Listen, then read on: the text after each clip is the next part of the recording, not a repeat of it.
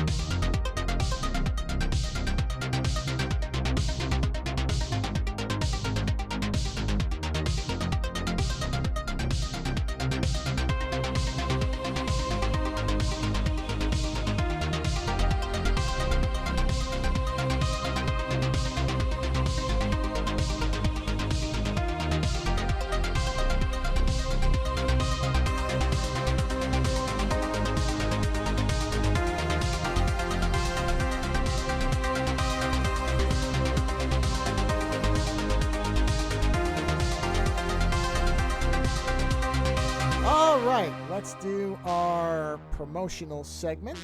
Promotional, I did it right. I did it correctly. You've done it right the last few times. So. Did I? I thought last time I did the. I thought I did chill and then I corrected. I thought. No. Well, listen. Even if you correct it, correction is growing.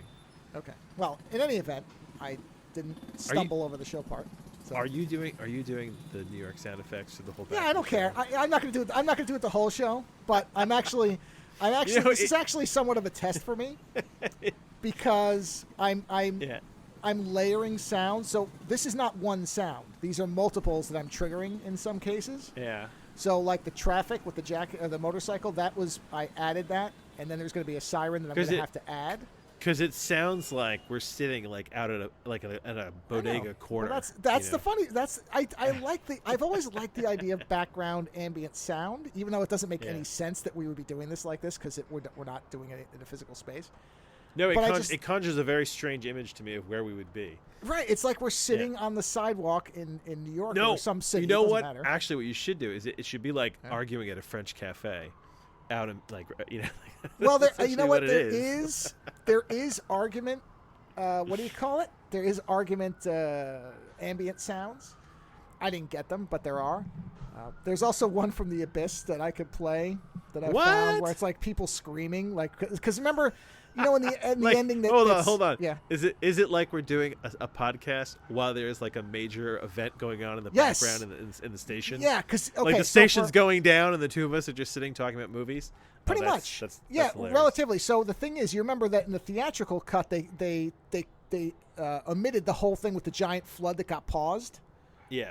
So in that thing, there's people panicking and there's like traffic sounds and there's all this stuff going on. And so all those... So it's not a station. It's end of the world shit. Yeah. So there's like flood sounds and there's a sound which, it's like people panicking in traffic. I don't remember. I grabbed it and put it somewhere. Yeah, it's great. People panicking in traffic. Yeah, because I have like all types of flood sounds and stuff like that. But I specifically did have... I think they're in here, right? Don't I have those? Yeah, here they are. Let's see. So for that one, I believe it's called like panicking traffic or something like that. Hold on. I mean, I have to look. I've been collecting clips so long now that I have to look. I think it's called. Okay, so before you go any further, remember support our show.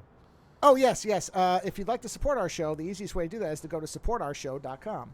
And the only thing that isn't there is the OZONE code, which I do believe still gets you 2 months free on Libsyn if you'd like to try podcasting out for free for a few months. If somebody has tried and it doesn't work, please let me know because I don't want to be giving out a code and fooling people. Here, crowd panic. All right, here we go. Hold on a minute. Let me insert this right here, as Bob Barker would say. Let me turn this down so I don't blow your ears out. Okay, here we go. Let's see what this is. That's appreciated. Yeah, it might still be loud. There you go. Yeah. So now we're in a city where Godzilla's coming through. The problem with this one is it doesn't feel as real. It's not as organic, yeah. Yeah, no, it definitely feels like a recording. Yeah. All right, let's try this one. So here, let me get that one out of there. Oh, here's debris falls. So let's give you a little bit of sense of the destruction. Let's see. Let me hold on again. Let me turn this down so I don't kill you. Let me do this. This is actually turned down because it'll be in the background. So let's see. Oh, there we go. Okay. All right. It sounds like someone's running in a fire escape. Okay. Yeah. Doesn't it? Does, yeah. Oh no, what's going on? Oh geez. Oh no, there's something happening. Oh, what? Panic. Oh, whatever are we gonna do? Godzilla. Yeah. Oh no, stuff's being broken. Help! Oh geez. Oh, it's a nightmare. Oh no. Oh geez. I'll settle for the quiet New York Oh landscape. no! It's all coming apart now. It's the death and destruction. Oh no! You're cultivating a Michael Bay film. I really am. Man, you are not kidding. Oh no! Maybe somebody should call the National Guard. Transformers. Call the National Guard in. Can someone call the National Guard? Asteroids and falling from the sky. Oh jeez. There's probably gonna be ambulances on site soon. Here comes Will Smith and Martin Lawrence. Oh no. Oh, the city sounds are about to fade out, so I have to put a different one in. So let's see. Oh, there's the chopper. Lift us out. Yeah, all right. Let's okay. Oh yeah, it's a panic. Yeah. There we go. I think. Okay, I think the danger has passed. I think we're okay now. Now they're just arguing about it. Yeah. So this is what you were talking about. Yeah, this one's a little bit more. Okay. All right. Got it. It's all clear. Go away. Thanks. Oh, you know why? I think this one, I'm going to fade this one out. That one's blending into the other one. Okay, there we go. Oh, the panic's still going on. I didn't realize the panic is still playing. Oh, no. That's terrible. Panic is continuous. All right, let's. I bet you the panic is what you're hearing, so let's fade that out a little bit. And now we should go back to. All right. Now we're just in general New York City street activity, so a little bit more subtle. See that? Better. Yeah. There needs to be an occasional "fuck you" in the background. I know. Well, yeah, that's the problem. Because that's the thing. It's usually like it's very quiet, and then it's punctuated by something. And then oh, you know what? Wait! I've got it for you. No! I have it right here. Here we go. A little bit of Queens for you. Yeah. I don't fight fair, bitch. I use weapons, hooker. There you go. See that? You just have to blend it in so it's like in the background. Yeah, somewhere. I got it. Here, let me try this one, but fade like it's back around here. the corner. Here, see if this is better. Oh, that's good. That's like real see? subtle. Nice it just took me a second, and I was like, "Oh, someone's having an argument." Yeah, somebody's having an argument. Now here, this is a little bit more on the nose, but I'll try to keep it a little bit background too. Just general here. I'd buy that for $1. There you go. That's you requested. Perfect. You got it. No, See that's pretty perfect. Yeah, so you have to layer those all in. Yeah, push this one a little bit back here. This isn't the first time I've been fucked in the producer's office. Yeah, see, it really you are correct though, because it's all about pushing the volume down, so you have to strain to hear. Wait, what is he saying? Yeah, because at first you hear the beginning of it, you're like, is someone talking? And then you realize what they're saying, and then it's like, oh yeah, because that's, but that is like the city. That is like being in a city where you're sitting there, and like I said, there's an ambience, and then you hear something that kind of surfaces, and you're like, well, did someone just say what I think they said? Like, right. Yeah. So. Oh man! Well, so I you didn't even hear that one. I put that one too low, which that's a great background. Hold on, let me push it up 5%. Oh yeah, that was Pacino, right? Yeah. See, yep, so. There you go. Yeah, I mean, I got headphones too, so like I can hear it, but I wonder if you'll pick it up on like the speaker set. Probably not. So, stuff like that. Anyway. Yeah. Well, I'm gonna let the city thing just go out on its own. It'll go out in the background, so we can just start talking. I won't do any more sweeteners in there. Or more weird. Yeah. I mean, I like it. Don't get me wrong, but my movie review this week doesn't have any sound clips because it just didn't make sense for it. So I got to get my audio thing in somewhere, and that's your what fix. This is. Yeah. Well, so before the show, I was telling Joe about how the company that I get all my college courses from, they have these big fire sales now and then. So I kind of jump in and grab a few choice courses, and one of the courses I got, which I suggest anybody to buy this one, especially if it's on sale. Sure. I don't know if it's still on sale by the time this show comes out, but if it ever does, it's called How Digital Technology Shapes Us. And the professor's name is Indre Viscontas, PhD, right? How digital technology shapes us? Yeah. And that's the great courses? That's the great courses, yeah. Okay. So make sure I'm going to link directly to it for people. I will never buy these full price because it's just ridiculous.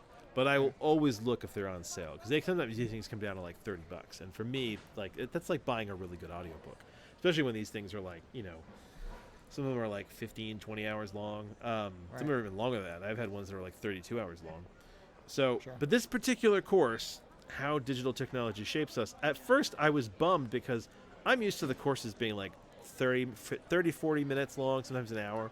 These are 25 minutes long. And I was like, why are these so short? And I realized it's because you get 25 minutes into this and you sit there and you go, holy shit, I got to think about that for a bit.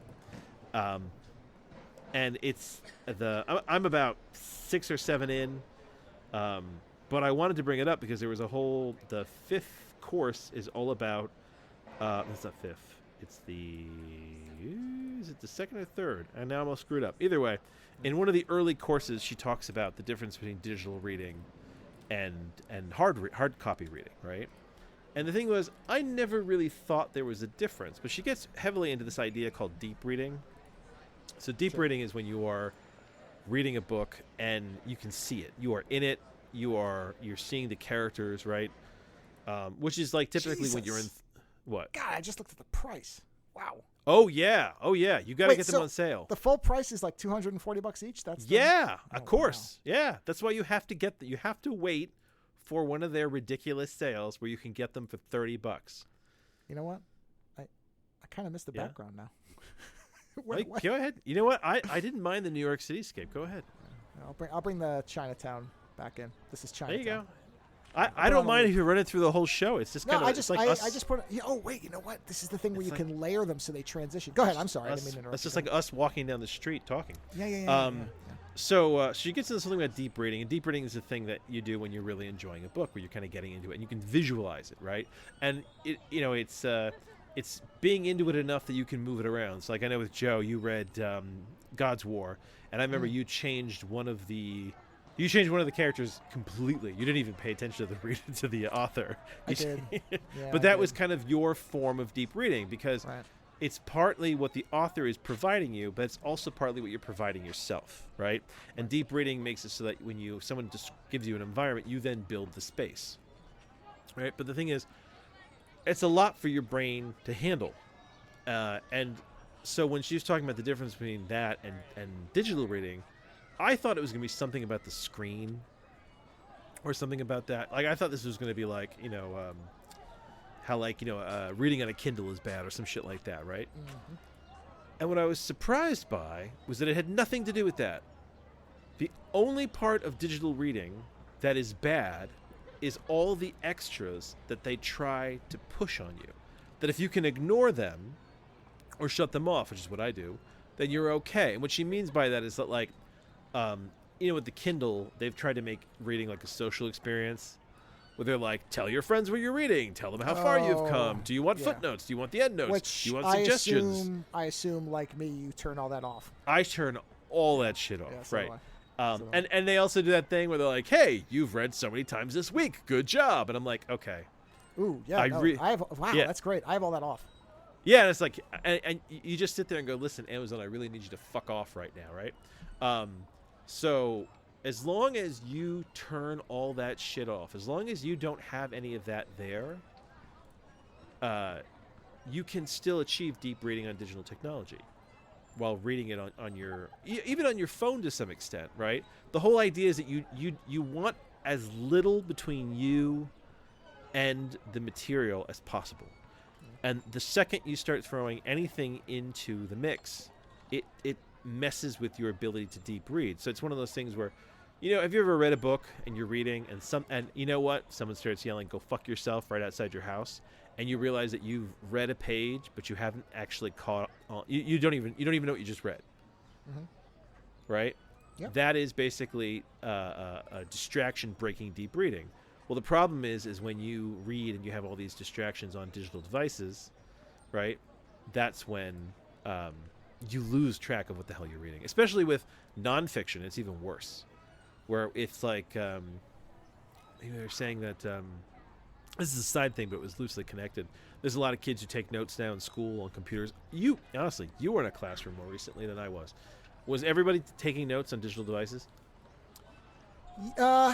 Yeah, well, okay. So the way that teacher ran it, yeah, you're right. I took a class 2 years ago to finish my degree, and in that class, there were days where the teacher specifically said no electronics because it was going to be discussion. But the rest of the time, yes, most people were using some type of digital device, most commonly a laptop. Actually, probably laptop, iPad, maybe 75 to 25%, that type of thing. Electronic note-taking is terrible for you because you can type fast enough.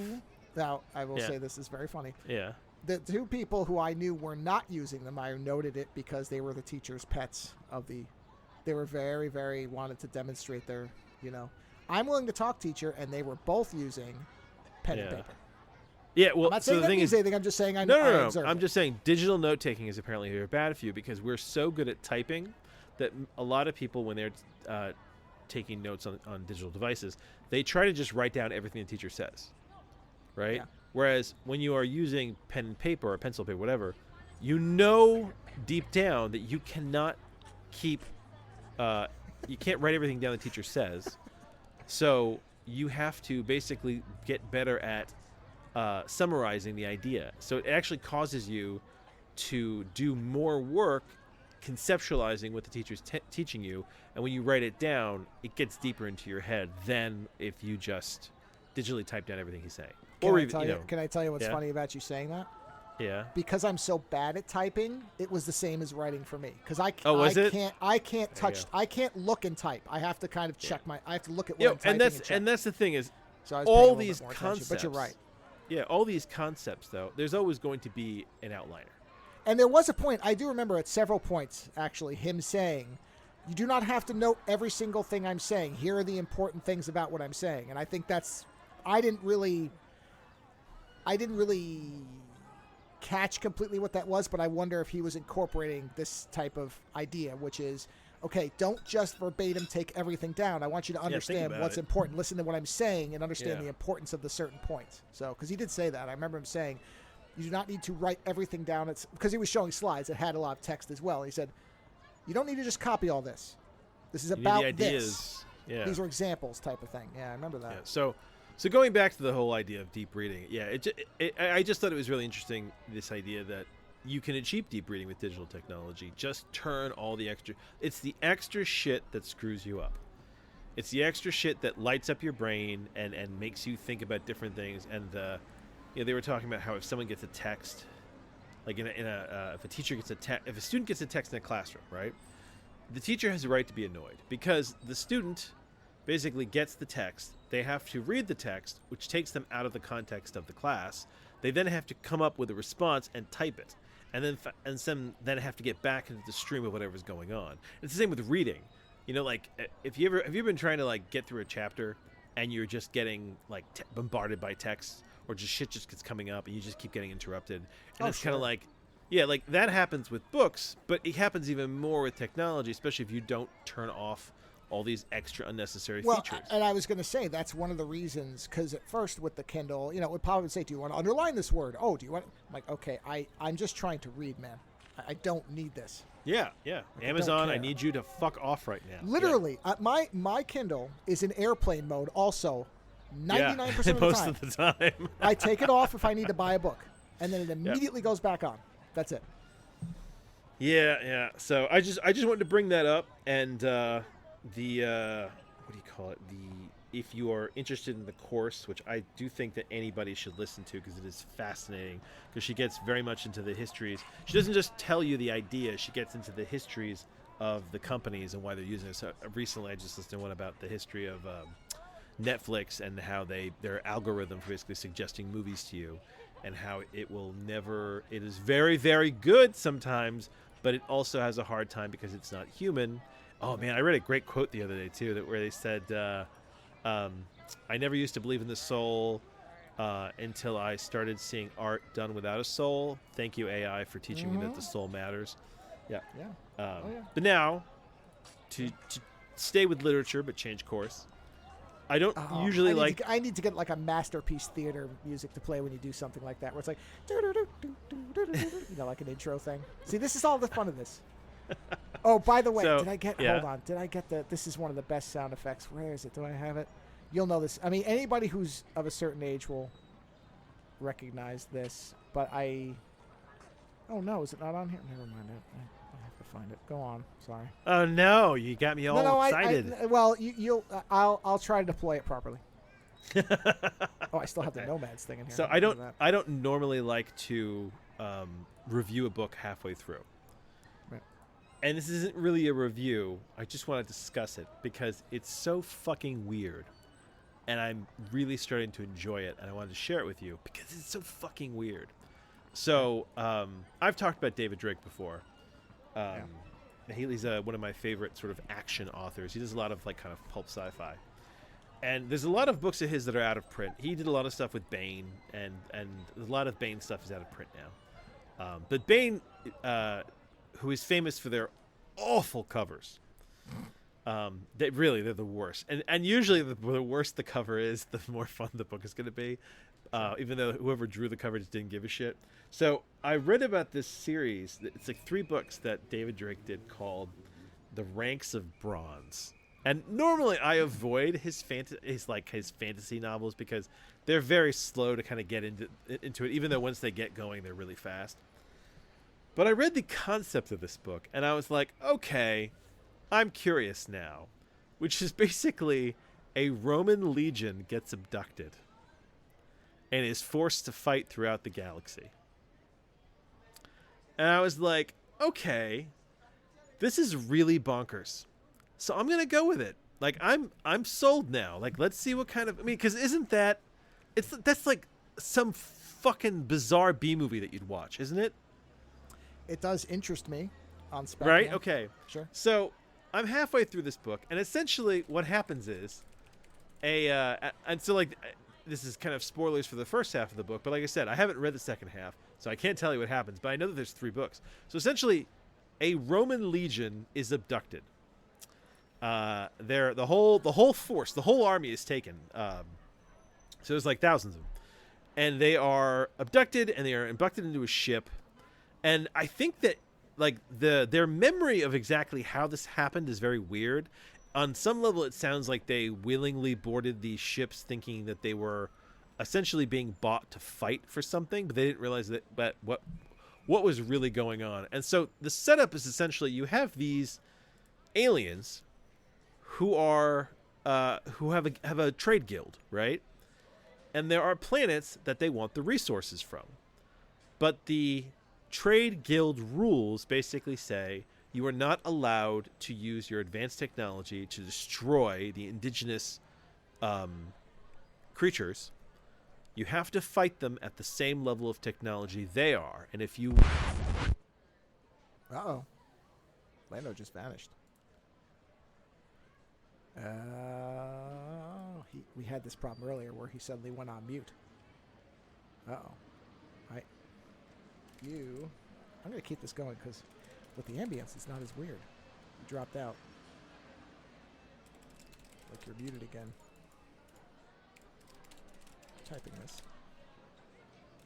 Except he doesn't show the mute symbol this time, which is interesting. He just suddenly went dead. But we had a weird problem where earlier his mic just seemed to have muted itself. But I saw the mute symbol last time. Except now it does not show. Doesn't show. I'm just checking. Make sure. Yeah, I mean, because the soundboard's still playing. I don't know why he's suddenly gone. Huh. This is interesting. Yeah, no, he's still... I mean, we're still on the call. Of course, that could change. You see, here too, folks, is the benefit of having this lovely background ambience. Because now, as we wait, we can just, wait. And it's not as bad because it's not me. It's like I'm sitting here, talking on a street corner while you all listen to me. But I'm not. In fact, I'm just sitting here trying to... the interesting part is, why is he not responding to me either? Is he trying to figure out his issue? Wait, can you hear me? Let's see. Maybe he can't hear me. This could be a Skype issue. We've been waiting for one to happen. So, inevitably... Oh, okay, the call just dropped. Hold on, is the recording still running? Yes, the recording's still running. Good. Okay. I assume he's going to call me back in a minute. Well, let me... okay, I'm going to wait. Did you end the call? Oh, okay, I'm going to say it. Good grief, that's loud. All right, we'll see. Wait, is my mic in the wrong mic now? Nope, mic's still good. Oh, wait, I heard a noise on your end. I heard something. Yeah, there you are. What happened? Can you hear me? Yes. Oh, jeez. Yes, I can hear you. There you are. No, there you are. Oh, okay. So what the fuck happened? I don't know. My thing's been running the whole time. You just suddenly cut out. My thing was running the whole time too. Apparently Skype decided to have a full meltdown with my speaker. My microphone decided to try to transfer itself across 3 different microphones in my system. So like, well, that's why you never went to mute. Okay. And then just kept going, and then I couldn't hear anything. All my audio cut out. Wow. Interesting. Yeah. No.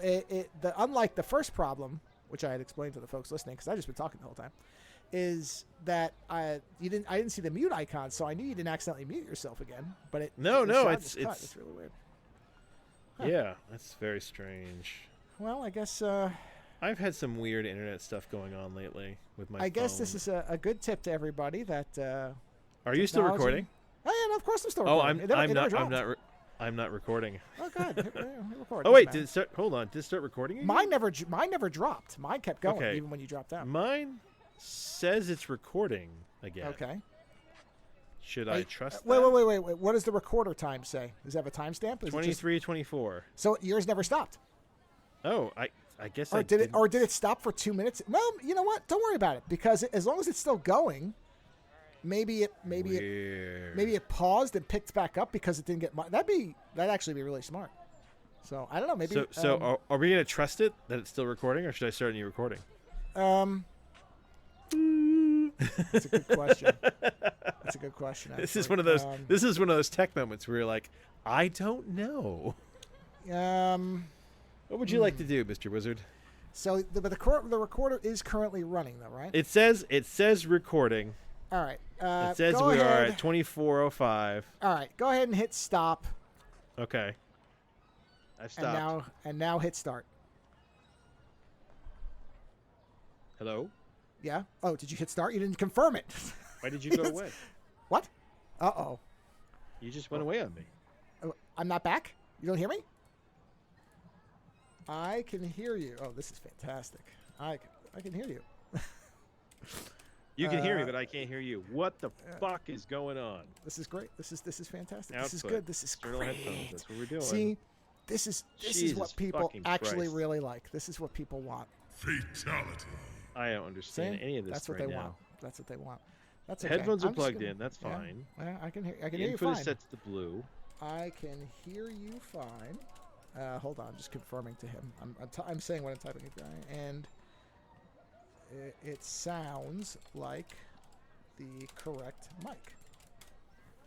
I can hear you fine. It sounds like the right. Okay, well I mistyped it and put itty or IT, but I'm gonna hit record and see if maybe you come back. Oh yeah, sure. There you are. Whoa. Hey, that's fucking weird. Okay.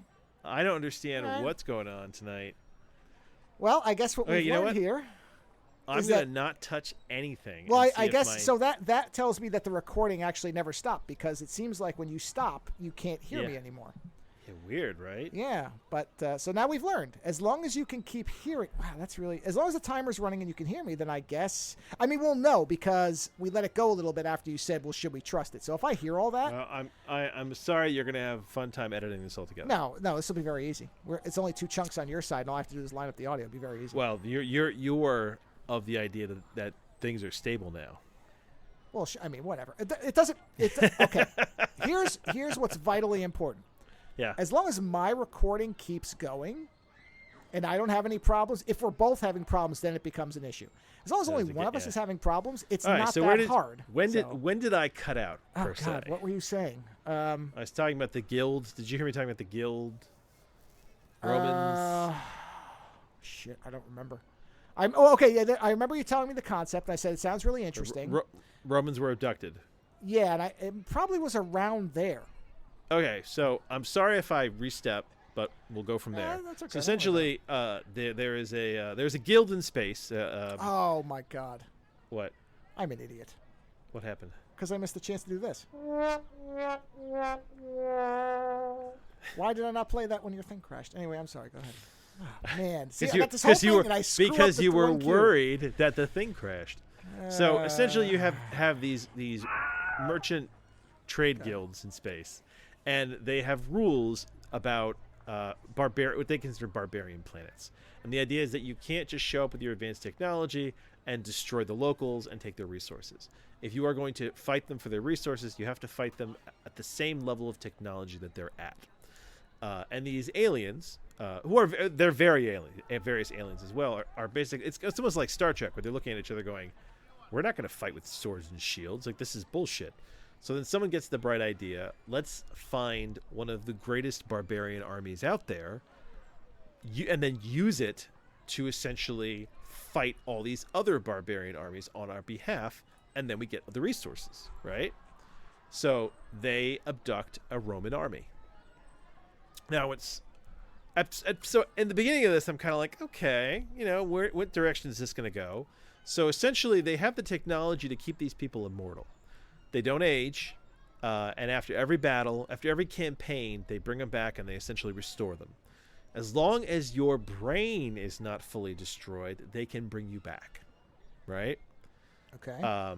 And when you come back, if you have like a body part cut off or something like that, if they have to rebuild flesh, it always comes back with a red stain from the machine. So you always know afterwards, after a battle, when everyone's on the ship, who's had what hacked off and whatnot. And this is important because at one point the main character gets crushed under a stone wall that's on fire. And when he is returned to the ship, he comes back and he's all red. And everybody essentially knows that he was pretty much dead when they got to him. So everyone's very spooked by him, and the red has to slowly be metabolized out through the body. So neat little things like that. But what's fucked up about this is that I'm halfway through, and the Roman Legion have pretty much figured out that they're essentially slaves forever. That they just keep going from one campaign to the next. They're not physically aging, but mentally they're getting really good at warfare. Like, they're becoming pretty skilled tacticians because they just endlessly fight. And every time they get hurt or broken, they just get brought back. And the main guy, who there's a lot. The only problem in this book, there's a lot of big Roman names, so I just started shortening them. So I keep calling the main guy Vib, because it's like Vibulimus or something like that. It's very Leonidas type of thing. You know what I mean? So I have to shorten them because some of them are just too long for me. So the main guy Vib is he's basically like a captain. He's got his own little area, but he's not in charge of the whole army. They're starting to realize that they may never get out of this, and you see that there's some of the men are beginning to fray, where there's a few guys who've tried to go AWOL, but they've got some kind of tracker on them, from what I understand, so you can't really get away. The only way out is to die, essentially. But knowing these guys, they're gonna do something. But what gets weird is that it's the way that these guys, it begins to dawn on them what's going on, and the way their descriptions, because that they're talking about spaceships, and that there's some kind of advanced technology, and there's sliding doors and shit like that.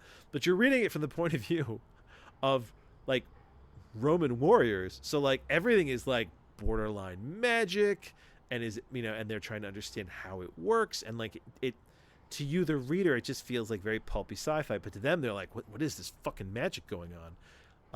And at the same time, they have to constantly be ready, because every time they get to a new place, they get given weaponry, hauled out the door, and said, okay, this is your campaign, fight. And the weirdest part of the book for me was at one point, the guy who's been running their campaign, who essentially looks like a frog, has been promoted in his guild because this was such a good idea, and he hands it off to this other alien to take over. And this other alien is essentially like a huge mass of jelly with legs, and everyone in the ship is like, what the fuck? Because at least the other guy was vaguely humanoid. This is essentially almost like a jelly mold with legs. So they're not, and he's the commander now. But what's interesting is they're beginning to figure out little by little that all the technology on the ship is automated. So at one point, when the guy gets brought back from the dead, he walks up to the technician and he says, thank you very much for using your skilled sorcery or whatever to bring me back. And the guy's talking to him. He goes, oh, dude, man. He goes, I'm not a skilled sorcerer. He goes, I'm actually the pilot. He's like, but we're not flying. I have to do backup jobs. And he's like, he goes, anybody with a basic education can run this machinery. And it's one of those things where the Romans think that these guys are like ultra skilled, but in reality, it's all plug and play technology. Like there's nothing. They're not any more advanced. They just understand how the iPods work. You know what I mean? But when they hand them over to this new commander, they realize the soldiers are starting to get a little bit out of control. So they were like, "Don't worry, we've arranged for you guys to have female accompaniment," because their whole idea is like, okay, well they're trying to contain them and be like, "Hey, what do we need to give them between campaigns?" Because I know that they put them into deep sleep at some point, but they have to keep them awake for a certain amount of time because they have to heal enough between campaigns, even with the technology. So they have like war games that they can play, and they've got baths for them, but the Romans don't like it because they really want like, big social baths. Instead, it's a room that just sprays you down. And like essentially they're like high-speed showers, and the Romans hate it.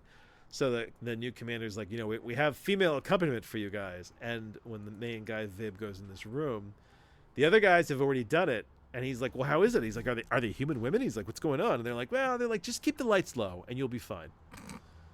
And he's like, well, what do you mean? He's like, no, it's just cool. It's fine. He's like, I've done it a few times. He's just keep the lights low and you'll be okay. But that's not good enough for Vib. And this was the interesting moment where he goes in there, and it's this scaled blue alien who has been surgically altered to have vaguely human female dimensions.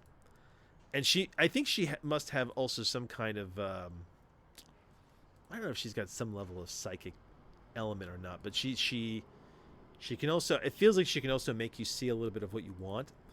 But the guy Vib is like, wait a minute. He's like, this isn't right. And he has her turn the light on. And when he turns the light on, she's this scaled alien that's been given vaguely like she has breasts. And she even says, she's like, they gave these to me. She's like, there's no point to them. She's like, but I know you like them. Oh, God. Yeah, oh, yeah. That's what I mean. Like, it becomes really horrifying. And she's really sad. And she basically says, well, when they came to my planet, they wiped most of us out, but some of us they took, and they basically gave us this job. She's like, I can please you. She's like, it's okay. And he runs screaming from the room. And that was the moment in the book where I was like, oh, yeah. Things are getting really weird now. So I wanted to share this with you because it is such a weird book. Like, it's give me the title of the book again. Oh. Because we had the disruption, I didn't have it down before we. Okay, so it's by David Drake, and it's called Ranks of Bronze. That's it, Ranks of Bronze. The book itself, the book itself is out of print, but you can still get it as a digital. You can get it as a digital file. Yeah, the 3-book series is on Kindle. I see it. There you go. It was pretty cheap too. And it's mostly a good digital translation. There's a few times where they miss. Oh, the series is called Ranks of Bronze. Okay, got it. What was the first one called then? I don't know. Hold on. Let me see. I think the first one is called Ranks of Bronze. Isn't it? From book 1. Hold on. Oh, Ranks of Bronze is the Ranks of Bronze series book 1. Then 4 Legions. Okay, there you go. Okay, so they basically. Yeah. I have to admit this is an annoyance of mine when they take the first book's title when there's a series and they just make the whole series that. But whatever. So yeah, and I'll link to the 3-book series for everybody. I suspect, and I haven't read anything ahead, so this is really just my speculation. I suspect that these guys are going to get advanced enough at some point because they're going to be on the ship for so long, and they're going to fight, and they're going to be fighting for so many years that at some point these guys are going to mutiny. Is the feeling that I get. And that by the time and it's one of those things where like once they're done mutinying, they're going to learn the technology and they're going to become sort of like a mercenary army to deal with. Because if you take people who are tacticians and then you make them fight for what at this point may be like 50, 60 years endlessly, right? At some point, these guys are going to get bright enough to get out of there. But up to now, it's just been so weird. And like, because they just go, they're in this endless. cycle where they're either on a campaign or they're on the ship, and they're on the ship and they're all weirded out, and then when they're on a campaign, it feels familiar to them because they're fighting, but they're always fighting something weird. Like on one planet they're like basically almost like lion people, and another planet they're fucking some kind of like they're not arachnids, there's some kind of reptilian people behind a wall, and like they're always having to outsmart the next person to get back to the ship and to get fixed. Like I said, the main guy Vib, he actually gets like almost killed at one point because things go so horribly wrong, and the action's fantastic because it's Drake has great action, but it's just getting so weird now. And when it got to that moment where they had the surgically altered alien that was there to please the humans, I was like, oh man, this is getting really fucked up now. It's like, I cannot wait to see how much more bizarre this gets, because, and that's the thing with Drake, is I'm used to a lot of like his conventional stuff, where like, you know, he did he did his whole Master and Commander type series, which is all like naval battles, but in space with like, you know, with like warp speed and shit like that. And I love that series. It's Commander Leary Commanding, I think is the first one. I love those. I love his Hammer Slammers, which is all hover tanks. Like, he does a lot of straight action stuff. But I know that he wrote a lot of weird pulp along the way, like between things. And this is one of these weird series he did that's like that. Like I said, it's not even in physical print anymore. And I guess that's kind of the argument you make for digital, that at least digital makes it so that you can experience the literature even if physically it doesn't exist anymore. Although, hands down, I would buy this series in hard copy. I may go looking for hard copy in a used bookstore to see if I can get hold of it, because it is just so weird. It's a concept that sounds so like silly, and then when you start reading it, it's just so weirdly intense, because like there's like no way out for these guys. Like, they've been abducted. Like, at one point, I guess some of these guys try to go AWOL. And the main guy, Viv, says to him, he's like, where the fuck are you going to go? He's like, even if they don't track you, he's like, what are you going to stay on this alien planet? He's like, you're the only humans in this planet. He's like, yeah, I know the air seems okay and the sky seems vaguely familiar. They're like, but like, what are you going to do? And he talks about how the humanoid people that live there, he goes, they're almost human enough that you could find the women attractive. He's like, but their ears are the size of donkeys. He's like, that's some weird shit. And it's just like I can almost see this as like a weird Star Trek episode told from the other end. You know, like in the Star Trek version of things, the Enterprise would discover a Roman army on, like, you know, Romulus 5 or something like that, and be like, how the fuck did these guys get here? Right? Whereas in this situation, it's being told from the Roman army's point of view, where they've been abducted and they're just being handed over from one guild leader to another, fighting all these wars. So, I'm enjoying it, and I wanted to bring it up. Like I said, I'm halfway through, and I don't know what kind of ending this book could possibly have. I hope that they break free, but either way, I don't know what's going to happen, which is fun, but it's just so weird. And like I said, that scene with the sad alien brothel, I was like, oh god, I was like, that is so fucked up. So I wanted to share that. But briefly, in a quick side thought, because I just remembered this, so you know that I'm slowly tracking my way through West Wing. Yes. I had the strangest thought about West Wing the other day, and why I was enjoying it. Do you know what I realized that West Wing is to me? Well, it's Star Trek. Oh yeah, sure. The optimistic, non-existent version of things. Like, White House is the ship. The president is the captain, and then all these people running around him are basically like the people on the Enterprise. That's of course, that's what it is. Yeah, and that's why absolutely. I think I'm enjoying it, because it's that idea of this is the captain, and then everybody has their little stories running around the ship, you know. And what's going to be the problem this time? It's like, yeah, it matches up really well when you think about it. It does, yes. You know, except that the president doesn't go on, you know, direct combat away missions. He sends other people to do that, which is what a captain is supposed to do. Right. But either way, yes, Ranks of Bronze so far is a lot of fun, and I wanted to share it because it's not a book that's readily available in hard copy, or that you would even hear about. But for those looking for a really weird read, like, It's a lot of fun. I'm also fascinated by the fact that the second book is a set of novellas by various authors and not really a sequel per se. Oh, is it really? I didn't realize that. And then the third book is a sequel. So yeah, it's the middle book. It has 6 or 7 authors doing novellas within this universe. Oh wow! And then the third book is. So something must happen at the end of this book that opens it up for novellas. I guess, Yeah. unless the second one is basically the before times for some of these people. I don't know. I wonder. No, he doesn't. He doesn't. Well, he's not writing them. Don't forget that. This is the by third, other but he people. writes the third one, right? The third one, yeah. The third one I was yeah. direct sequel, but the he second doesn't one go, could be whatever. I do wonder if, like I said, they become mercenaries or something like that. They break free.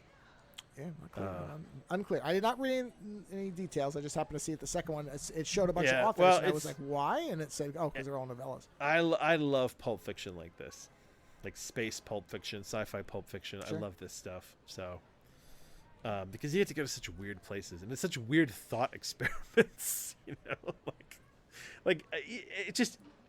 The concept is so silly, and yet when you start reading it, you're like, "No, this is a lot of fun, actually." Like Romans, okay, yeah, they're fighting other people at the same technology level as them. I mean, what do they call that in Star Trek? What is it like? It's not First Worlds. What do they call that? No, First Contact, or pre-warp technology. But there wasn't there a name for planets that were? Yeah, well, pre-warp. Pre-warp, yeah, pre-warp technology. Yeah, so they're basically they're wandering around fighting other pre-warp cultures. Sure. So on the behalf of Yeah, I'd love to know. Like, so you this said makes on the me surface, it sounds goofy, but in fact, it's very good, right? Oh, it's a lot of fun. Yeah, it's a lot of fun. So you might say that you can't always judge a book by its cover. You can definitely not a Bane cover. There you go. A Bane, you cannot judge any Bane cover. God, that seemed really low. I don't know what you did. Did you try? Oh, you didn't hear it? No, I didn't. I was doing that. Don't judge a book by its cover. Whatever. I'll punch it up in the audio in the edit. It's fine. It'll be much better there. Yeah. So I figured I'd bring this to our listeners and to you as well, because this is kind of the weird shit that you would like reading. It's light reading. You know what I mean? So like it's not like something that you have to heavily think about, but it's fun reading, and it gets weird quick. I do enjoy not having to heavily think. Yeah, that's and the thing is, like, it makes sense because you're reading stuff and you're like, yeah, it's like this shit would be like magic to these guys, like it's such magic. Well, like, it makes doors. complete sense. Yeah, I mean, there's a moment in this book that actually gave me pause, where they're trying to keep these guys under control, but they also have to show them because they think they're barbarians. So they've got an energy wall, and the energy wall is you can't see it, right? It's just there. But rather than tell them, hey, guys, there's an energy wall here, they grab one of these Romans and they throw him into the wall, the guards. And when the guy hits the wall, he basically vaporizes into powder. And suddenly everybody is just covered in the remains of this guy. And everyone in the room is like, what the fuck? And I remember I was reading it, and I was like, holy shit, they just threw him into the wall. I was like, he just turned into powder. So wait, they took one of the Roman legion guys? They took one of the Romans, yeah, because they needed the Romans to understand they couldn't fuck around with them. And I think that some of they have a level of fear of them because hand-to-hand wise, they are really great warriors. And they felt that the best way to demonstrate this, instead of just telling them, was to coat them all in dead legion powder? Yeah, it was to throw this guy into the wall to see, like, this is what happens if you fuck with us. And to some degree, it does work, right? So, yeah, it's just... I'm very curious about what the rest of this universe must be like. Like, is there a Starfleet? Is there space police? Like, is it just guild merchant wars? Like, what's going on out there beyond this? And I like that. I liked when a book piques my interest enough to be like, what's going on beyond this ship? And I'm hoping that we get there. But for now, it's just weird space Romans. Wow, that weird space Roman sounds fun. It sounds like an interesting book. I'll be curious if you read the next two, how those are. Yeah, well, I bought them because it was a package. So you bought the series. Okay. All right. Yeah, I did. Yeah, but now that I know that the second one is short stories written by other people, We'll see. We'll see if I don't just skip to the Drake one. I like Drake. He's a great writer for me. I am. No, I would at least give the first one a chance. But I will look to see. I'll look to see who writes the short stories too, because sometimes he can get really fun people. I did not look. Let's see who writes it. Who he gets to write with him. I think one of the names did look familiar. Let's see. Hold on. Here it is. So the second one. Yeah. David Drake does one of them, so that's a good sign. Oh, there you go. That'll be readable. That must be the name I saw. Eric Flint, S.M. Sterling, Mark L. Van Name, which seems like a fake name. He's got a whole bunch of other pulpy guys. Yeah, and David Weber. Yeah. Okay, I know all these guys. These guys all write pulpy shit for Bane. These are novellas by these individuals that explore the bleeding edge between human courage and the science of alien slave masters. The right man with a sword is just as deadly as a technician with a laser. And not all blood spilled will be red. Yeah, I know. They're so terrible. These are Michael Bay taglines. Yesterday they were the best infantry on Earth. Now they're going to take on the whole galaxy. Yeah, it's so. Like I said, when you read the descriptions and the covers, it's so cheesy. Oh my God, this is the best bio line for David Drake. Vietnam veteran, former lawyer, former bus driver, and now best-selling author David Drake. That's great. I didn't know he was a bus driver at any point. I didn't know he was the last bullet point before author is former fantastic. Bus driver. Yes. Wow. That's great. Yes, good I was genuinely sad when I found out that David Drake had passed away, because I was like, oh man, I was like, I there's two writers that I was just. William Gibson's the third, but he's not dead yet, so I'm very happy about that. But like when Terry Pratchett died and when David Drake died, I was very sad because it felt to me like a great force of goodness and enjoyment had gone out of the world. Sure. And I'm so grateful for that both of them were prolific writers. Like Drake has got a ton of shit, and so does Terry Pratchett, which I love. And it always makes me sad that Gibson's as slow as he is. He's a great author, man, but he takes his time. And I understand that because I take my time. But you don't want him to die. Man. I want more, man. Yeah, just give me one more book before you stop, please. Just one more. Sure. We're at the end of that Periphery trilogy. Come on. It's like Douglas Adams died when he was part of the way of outlining the next Hitchhiker's Guide to the Galaxy book. And it's so sad because Mostly Harmless has a bummer of an ending for what is a hilarious series. Right. And that he would have found some ridiculous way to kind of make that not matter as much as it does. But the fact that it was the last one and then he passed away, you're like, oh, they all died. Right. Yeah. So it's cheeriest ending. Yeah. But I mean, it's interesting to go back to the digital technology thing. The one from the How Technology Shapes Us. She was talking about how literature is very fascinating because when you read a sentence is not something that naturally happens in society. It's something completely manufactured by humans. The concept of a sentence, right? A sentence is time happening. And when you read a sentence, you are literally reading somebody's thought process put into an order. Right? So the reading of a book is touching base with the psychology of another human being. And they're saying that like when you read, it actually creates a great sense of empathy because you are connecting with another person's mind on this literature-based level. You are seeing their thoughts happen on paper. And they are then getting into your thoughts and creating images. So it's an incredibly intimate and important psychological bridge that actually causes, by and large, to make people more empathetic, which I think is fascinating. Like I said, it sounds fascinating. So, anyway, now to go to something... and now for something completely different. Which is, I saw the most recent Ghostbusters movie, Frozen Empire. And I told Joe the other night I saw this, but I was like, I'll tell you about it in the show. It's like, and my review is kind of middle of the road. It wasn't bad, but it also wasn't great. Sure. It's which is generally every review I've read of it has been. Yeah, and that's not that's bad. The way, like it's just I'm not going to tell good. you. Yeah, I'm not going to tell you not to see it. It just feels like, man, it feels like it wanted to be a 3-hour movie with the amount of shit that's in it. Honestly, I will tell you the one thing that bothers me about this movie. The one thing that genuinely I was like, what is Sure. the idea that in the last movie, Paul Rudd was a very secondary character, right? Yeah. He was secondary, and it was about the little girl and her brother, and the fact that they were the grandkids of Harold Ramis. Egon. Egon, yeah, they were Egon's grandkids, right? And it was that connection to him and the relationship with their mother. Like, that was the kind of front and center of the movie. And then the old Ghostbusters didn't show up till the very end, and that was fine because they didn't show up till the end. And you know, whereas in this movie, it's like someone said, "Hey, you've got Paul Rudd, you better fucking use him." So suddenly, Paul Rudd is like running the show, right? Like he is the co-lead with the little girl. And like, don't be wrong, I like Paul Rudd.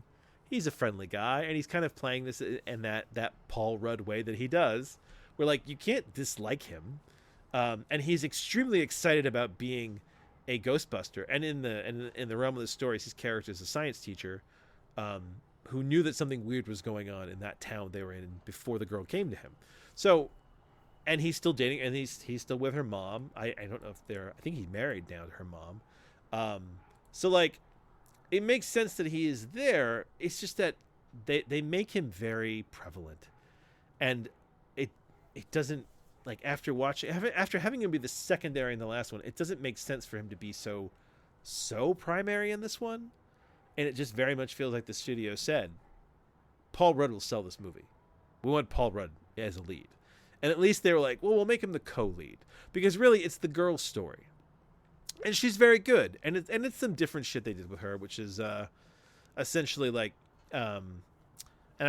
so Peck, remember Pecker from the first Ghostbusters? Oh, of course, yes, I know. Yeah, he came back for this. Yeah, he's the mayor, and he wants to essentially, and this feels very sort of ham-handed. Even after everything that's gone on, he wants to destroy the Ghostbusters building. He wants to take the whole thing down. He wants to destroy it. He's annoyed that they're still as popular as they are.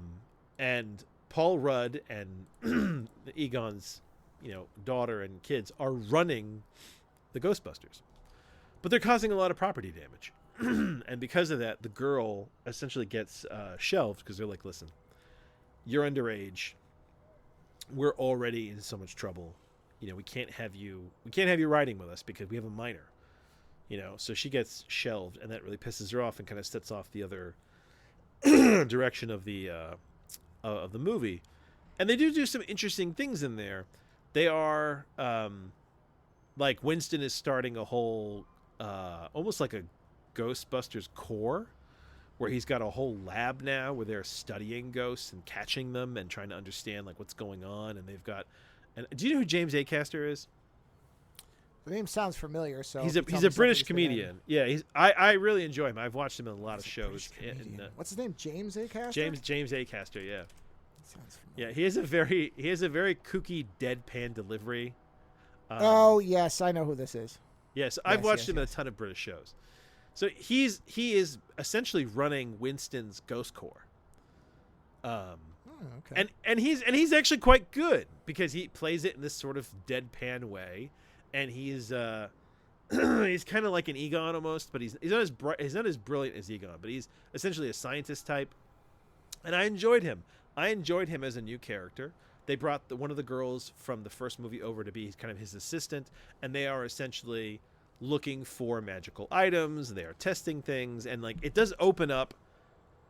It opens up to me a really interesting idea, which is take it out. You still have that firehouse component where people are catching ghosts, but now you've brought it into this other realm where it's like, they're also trying to understand what's going on, and they have several phantasms. And there's actually a really great scene where the power goes off in their place, and when the power goes off, they have aliens. They have ghosts that are essentially being inhibited by almost like proton fields. So it's like a proton pack field that they can't get out of. And when the power goes down, suddenly all these ghosts start coming out. And it's actually genuinely a pretty creepy scene, which I like, because in the original Ghostbusters, there was shit that was creepy. It was funny, but it was also creepy. You know what I mean? So I like that they've tried to keep some of that. But it is... it's a fun movie at times, but at other times, like they use Bill Murray very sparingly, and I'm happy about that. There's almost too much of him, but luckily they show him. There's one scene where he shows up where he's essentially psychologically testing somebody, and that makes sense. But later on, when he shows up, like he's good for some of it, but there are a lot of elements that feels very stuck. He feels very stuck in at times, whereas Dan Aykroyd is fantastic as Ray, because Ray still is involved in all this stuff and he's still doing the research, and he is the counterbalance to Winston, where Winston is very much like running things almost like on a corporate level, and Ray is still the guy who's going to the bookstore to look shit up. Do you know what I mean? And also because Dan Aykroyd is the biggest cheerleader for this series. And he loves been, whereas Ghostbusters. Bill Murray was convinced they should never have made a sequel to begin with and is only doing it for the money. Yeah, I know. And Ray is great. And the storyline with Egon's daughter essentially ties up with Ray. And so there's a lot of that story that's them, which is really enjoyable. And they threw something weird in there where essentially Egon's daughter is pissed off with her family and goes, and she's sitting in the park at night and she meets a ghost. Now, it's very likely that she would just happen to meet a ghost, even though she is a Ghostbuster. But you know what? It kind of makes sense because you realize later that this ghost was sent looking for her.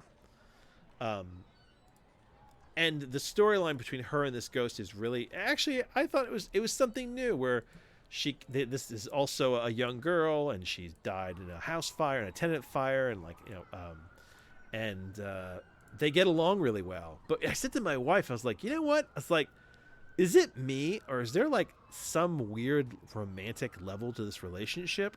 Like at the end when the ghost girl, I read there was supposed to be that it was supposed to. Okay, be yeah. So at the end when the thing. ghost girl is going to pass on to like the other realm, she's done on Earth. I thought they were going to kiss or something like that. And I was like, is this just me being a dirty old man? I was like, am I seeing this? And I asked my wife about it because I was like, am I being weird? It's like, this is just me being weird, like lesbians. And she's like, no, I totally thought they were going to kiss. And I was like, okay. And my wife said, I think that was the idea. And then somebody said, hey, if these are lesbians, you're going to have a problem with like, part of your viewership. And so the whole groundwork for that relationship is there, and then nothing ever comes of it. But you feel it. You definitely feel it that it's there. I picked up on it. My wife picked up on it. So other than that, you know what? It's a fun Ghostbusters movie. There are plot holes. There's things that don't make sense. But at the same time, Slimer is still a puppet, which I liked. And the main villain I think is partially a puppet that they then use digital effects on. And I actually like the way that the bad guy in this looks, and I like the concept of him. And I wish they had done more with him, because so essentially they have this brass orb that is containing some kind of evil, right? And what Winston's Ghost Corps are doing is they're finding items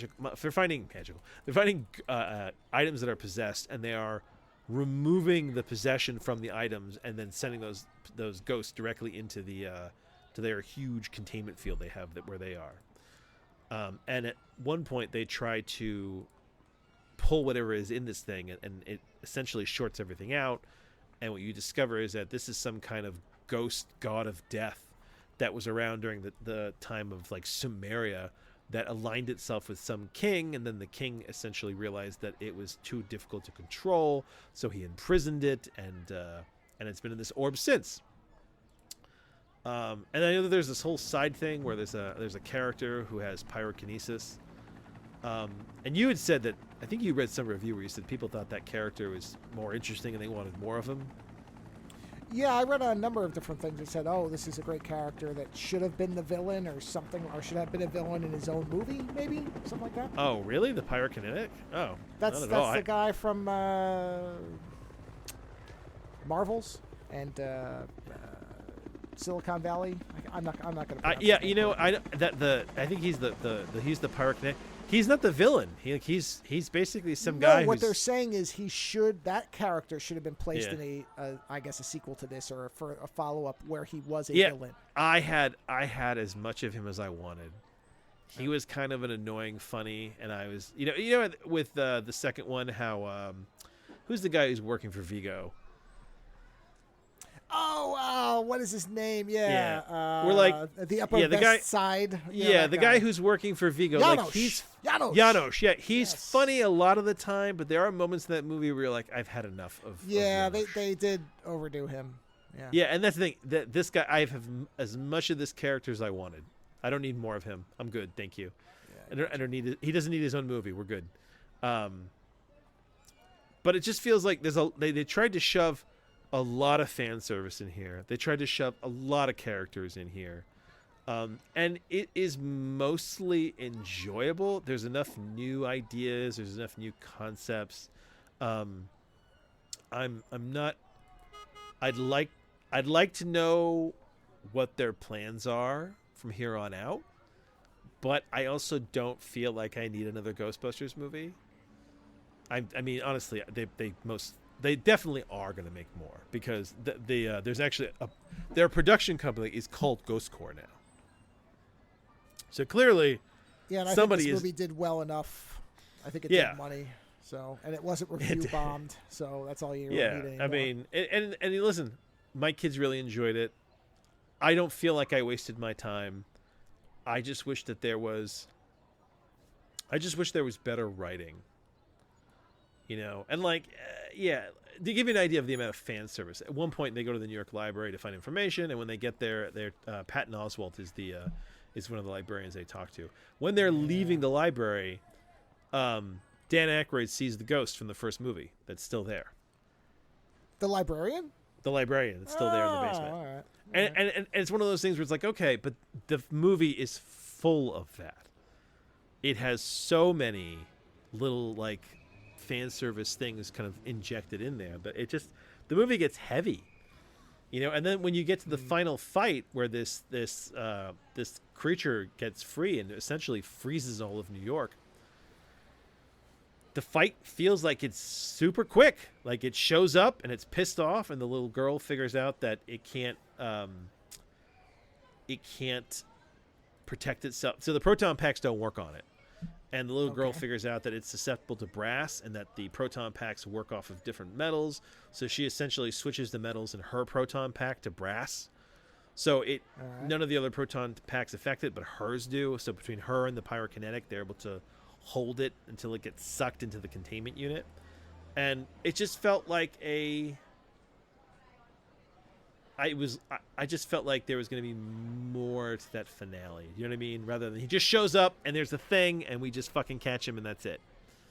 You know, for a creature who's essentially everyone's afraid, like even other ghosts are afraid of, through the bulk of the movie. I just expected a little more. And maybe that's a good thing. The fact that I watched a 2-hour movie and I was sitting there thinking, you needed another half hour here, guys. Because you were trying to do a lot. Right. Maybe that's a good thing. I mean, if you're going to err on the side of one or the other, you want to err on the side of people wanting more rather than people wanting less.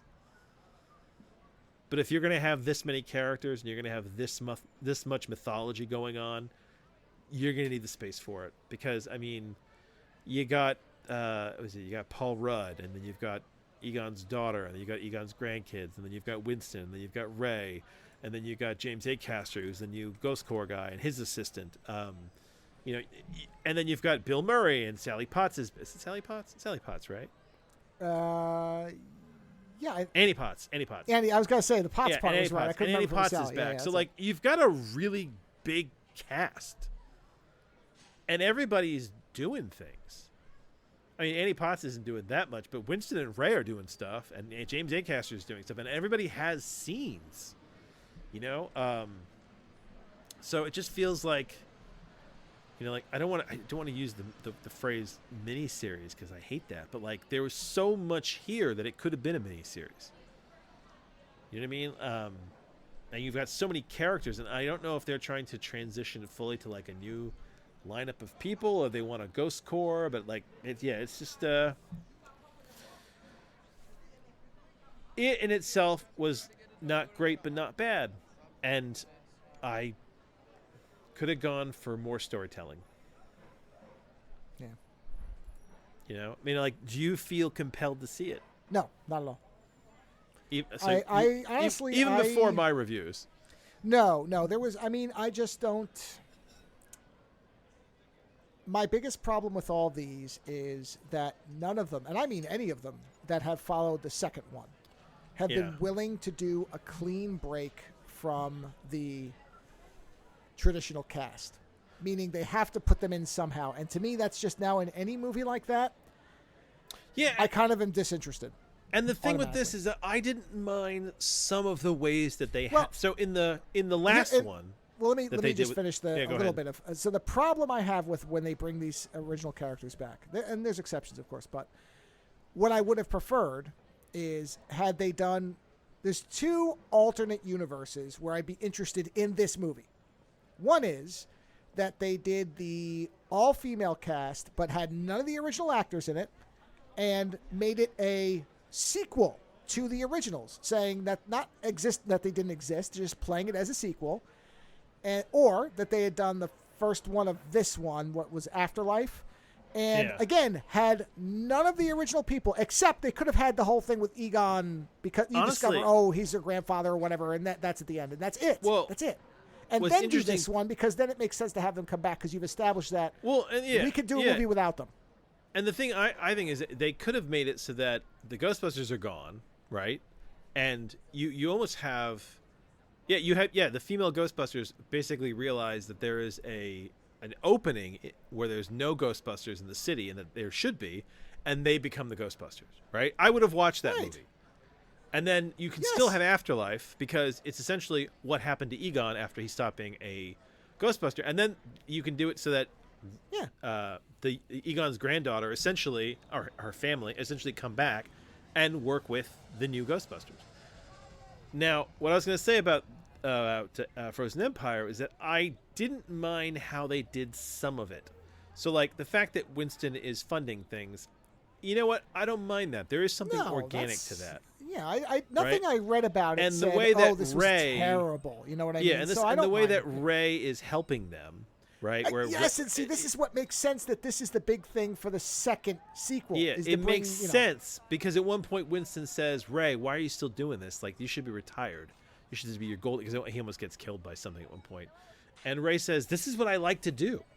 He's like, this is my golden years. He's like, this is what I want to be doing. Right, sure. He's like, because this is Dan Aykroyd speaking of himself, which makes exactly. sense. And Bill Murray, if they had just brought him in for the scene where they're testing the whether this guy has pyrokinetic powers, it makes sense that he's there because that is his area. Now, see, right? My angle on he just didn't need to come back for the ending, but I guess he knew something was up, so he showed up. No, see, and to me, the way that you do the Venkman thing is you follow the playbook of the X-Men First Class thing. You remember in X-Men First Class when Professor X and Magneto start bouncing around trying to recruit people? Looking for mutants, yeah. And they come in, and there's Logan sitting there, and they're like, hey, and he's like, go fuck yourself. Yeah. So the Ghost, of course, they're not going to do go fuck yourself, but the Ghostbusters version is, okay, we need to get some of the original team, and they go to find Venkman, and he's sitting somewhere, and he turns around, and Sigourney Weaver's also sitting there, and he's like, nope, we're good, and that's the only scene with them is the two of them are together. That's it. We're good. Don't come back to it, man. Just leave them alone because Bill Murray doesn't want to do it. It's very clear. I mean, I saw a clip of him, and he looks bored. It's like, okay. And then the thing is, he didn't need to show up for the ending. They had him show up because they had him there, and they were like, we're gonna have. But like, yeah. It because Ray and Winston make complete sense. Winston got shafted. Well, he didn't get shafted. He didn't have a lot of time in the original, right? So this is kind of make up for the fact that he came in late to the originals. Okay, put him in charge. Makes sense. He was the practical one. This is who you want running it. Makes complete sense. And Ray is the zealot, the true believer. These characters make complete sense. You don't need anything else. I mean, the Egon Ghost thing is fine for Afterlife, but that's all. And I'm glad that Egon's Ghost is gone. I was worried they were going to try to bring him back. Well, hey, don't count it out. It could still happen. But that's what I'm saying is, I would prefer that these sequels. It's kind of like Blade Runner 2049, right? Break new ground. Well, yeah, because we have a whole bunch of 2049 before you see Harrison Ford. He's way into it. But you establish all this other stuff first, and it works, and then you're confident that, okay, if you can handle the world, then you can bring Deckard back in. And he's not brought back in to become a Blade Runner again. And he's not even the most important part of this movie. No, he's not at all. And that's the thing, is he's there to connect with his daughter, to give the character a little bit of closure, and it's beautiful. And it's simple, and it's done. And I do like the fact that, to go to 24/9 again, the fact that they directly take on is he a replicant or not? And he's like, well, what does it matter? Sure I am. Sure I'm not. Who cares? You know, it doesn't make a difference. That's not the important thing. Which to me feels like it's pointing at the audience and saying, hey, who cares? You're missing the point of the movie if there's an answer. So there are sequels, I think, that do it correctly. And that's why I have no interest. It's not really because I think it's a bad movie. I'm sure it's not. But Afterlife, I've also read and seen people whose reviews I think are worthwhile. So it's not terrible. It's just okay. I think Afterlife was a better movie for me. That's very possible, sure. Because the original Ghostbusters don't show up till the very end, so it's one of those things that's just they shoved him in at the last minute. Otherwise, it's very much about Egon's daughter and Egon's ghost, and I liked the way that they did it. Yeah, and see, that's where, again, I like it better when they kind of focus in on the characters a little more. So if it had just been about Egon's granddaughter and daughter or whatever, and then he was the only element of it, I think that probably would have been more appealing to me. I don't need them all to show up and fire proton. I don't need it. I don't. It's such a nothing thing. And then in the second one, the Winston and Ray thing makes sense because those characters are the ones that either we didn't get enough of, Winston, or are really the heart of the whole thing, which is Ray. So those characters being present makes a lot of sense to me. So I don't doubt the movie's fine. But I have zero interest in ever watching it. Will likely never watch it just because I just have no interest. That's all. But not because I'm against it. Whatever. Listen, I would not have watched Frozen Empire if I wasn't watching with my kids. Yeah, and that's what I mean about. We were looking for a movie to watch, and I was like, you know what, this will be easy. And in that way, that's good because younger viewers are not going to watch the original one. So okay, fine, let them watch this one. We did watch the originals. That's why we're here. A lot of younger people will not watch movies before X year. It's just the way it is. I know. Right? It's just the way it is. It's fine. There's no point in railing against it. It's how life works. So if this is their entry point, and this maybe gets them to consider watching it, then fine, let it exist. If it's the gateway drug to get them to watch the superior ones, go for it. Whatever. Yeah, and the thing is, I think we forget that what made the first Ghostbusters so good was that it was genuinely a funny and creepy movie at times. Yes. Yeah. So you're trying to find that element of, well, that's kind of creepy, but also that's fucking hilarious. And I think that they're getting. Yeah, I was looking at that Gozer statue that. Sexy Gozer.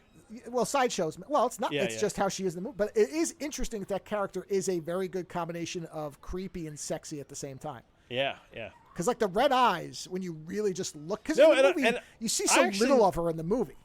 I like the design for the monster in this. Like that when he gets out finally, and he's this kind of he's this big black thing, but then he gets these curled up horns, and he sticks them in his head, which I guess is the source of his power. And when he does, the horns slowly unwind and turn straight. It's actually very interesting and creepy. I mean, this movie could have very easily been rated R because once he starts freezing the city and shooting like icicles and everything, the body count would have been through the roof. And maybe that's what it is. Maybe these movies just become kids' movies after a while. Where they're. Listen, in many ways, most movies are going to be aimed at younger audiences, so this is somewhat inevitable. Yeah. Although I was just reading an article that said, hey, maybe now that all these big blockbusters are failing to make big money, maybe this is the end of it. So. Yeah, they're saying that. And that's not bad. People aren't necessarily going to theaters like they were before. Well, no kidding. I mean, listen, apparently it's not the pandemic either. Because, man, I really didn't want to go to theaters much before the pandemic because people are scumbags. So I was already on the way out. Movies are 3 hours long, and you're sitting in the theater. Did you see that? The poll where people said the ideal time is 90 minutes?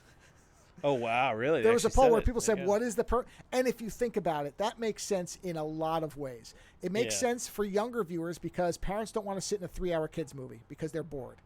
Also, for older people, they don't want to sit in a theater for 3 hours, especially when your TV at and home is just as good in many cases. Yeah, and if you leave and then you miss half the movie because you had to take a piss because the size large Coke is like the size of a kegger.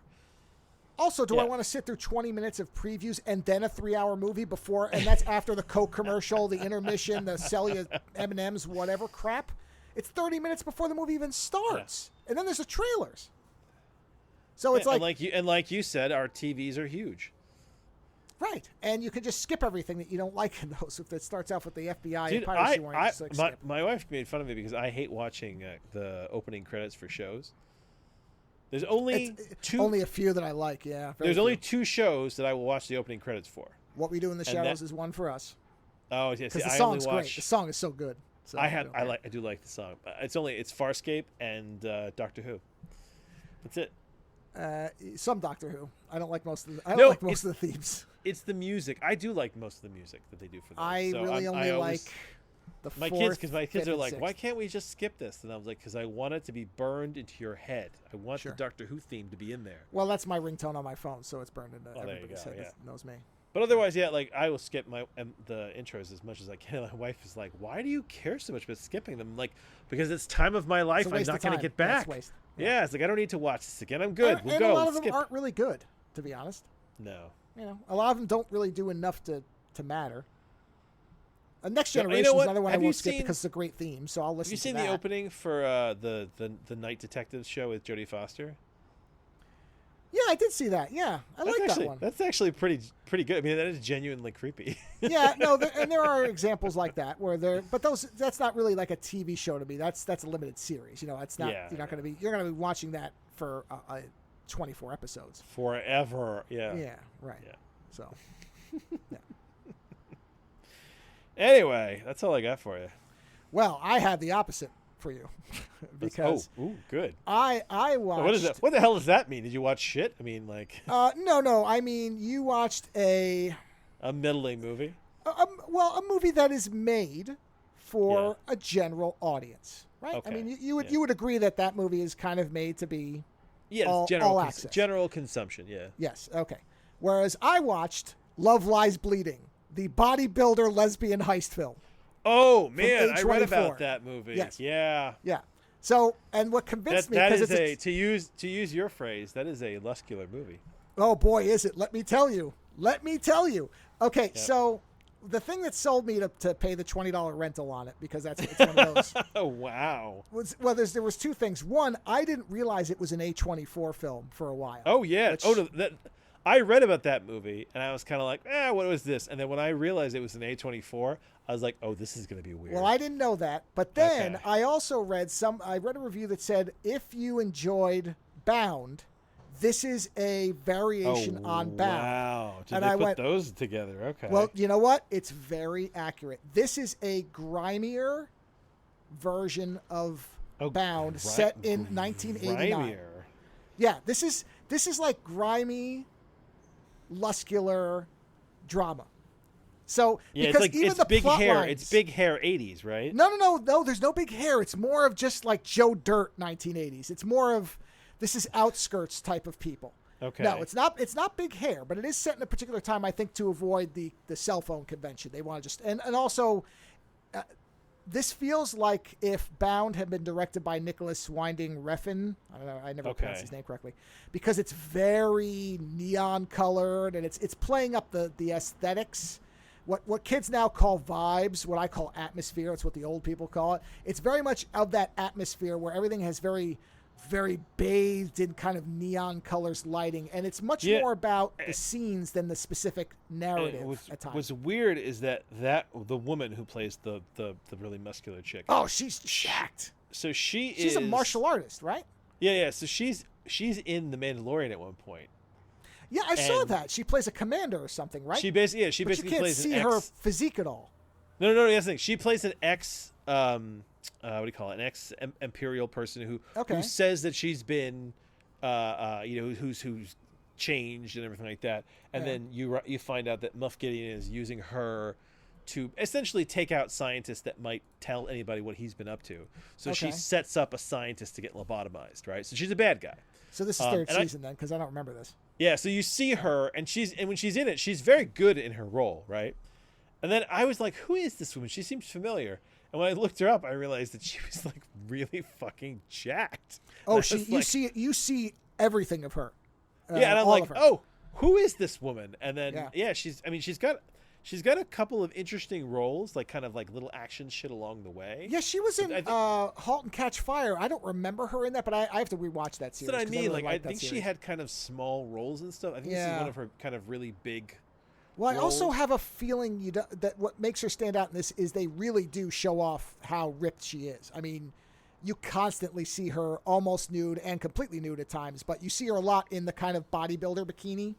So it's very clear what kind of shape she's in. Whereas I think a lot of those other roles... She had to get bodybuilder fit for this, huh? Well, it's interesting because it begins to get surreal in terms of the bodybuilding itself. It starts to go into kind of art. It gets very art house because she literally becomes a giant at one point.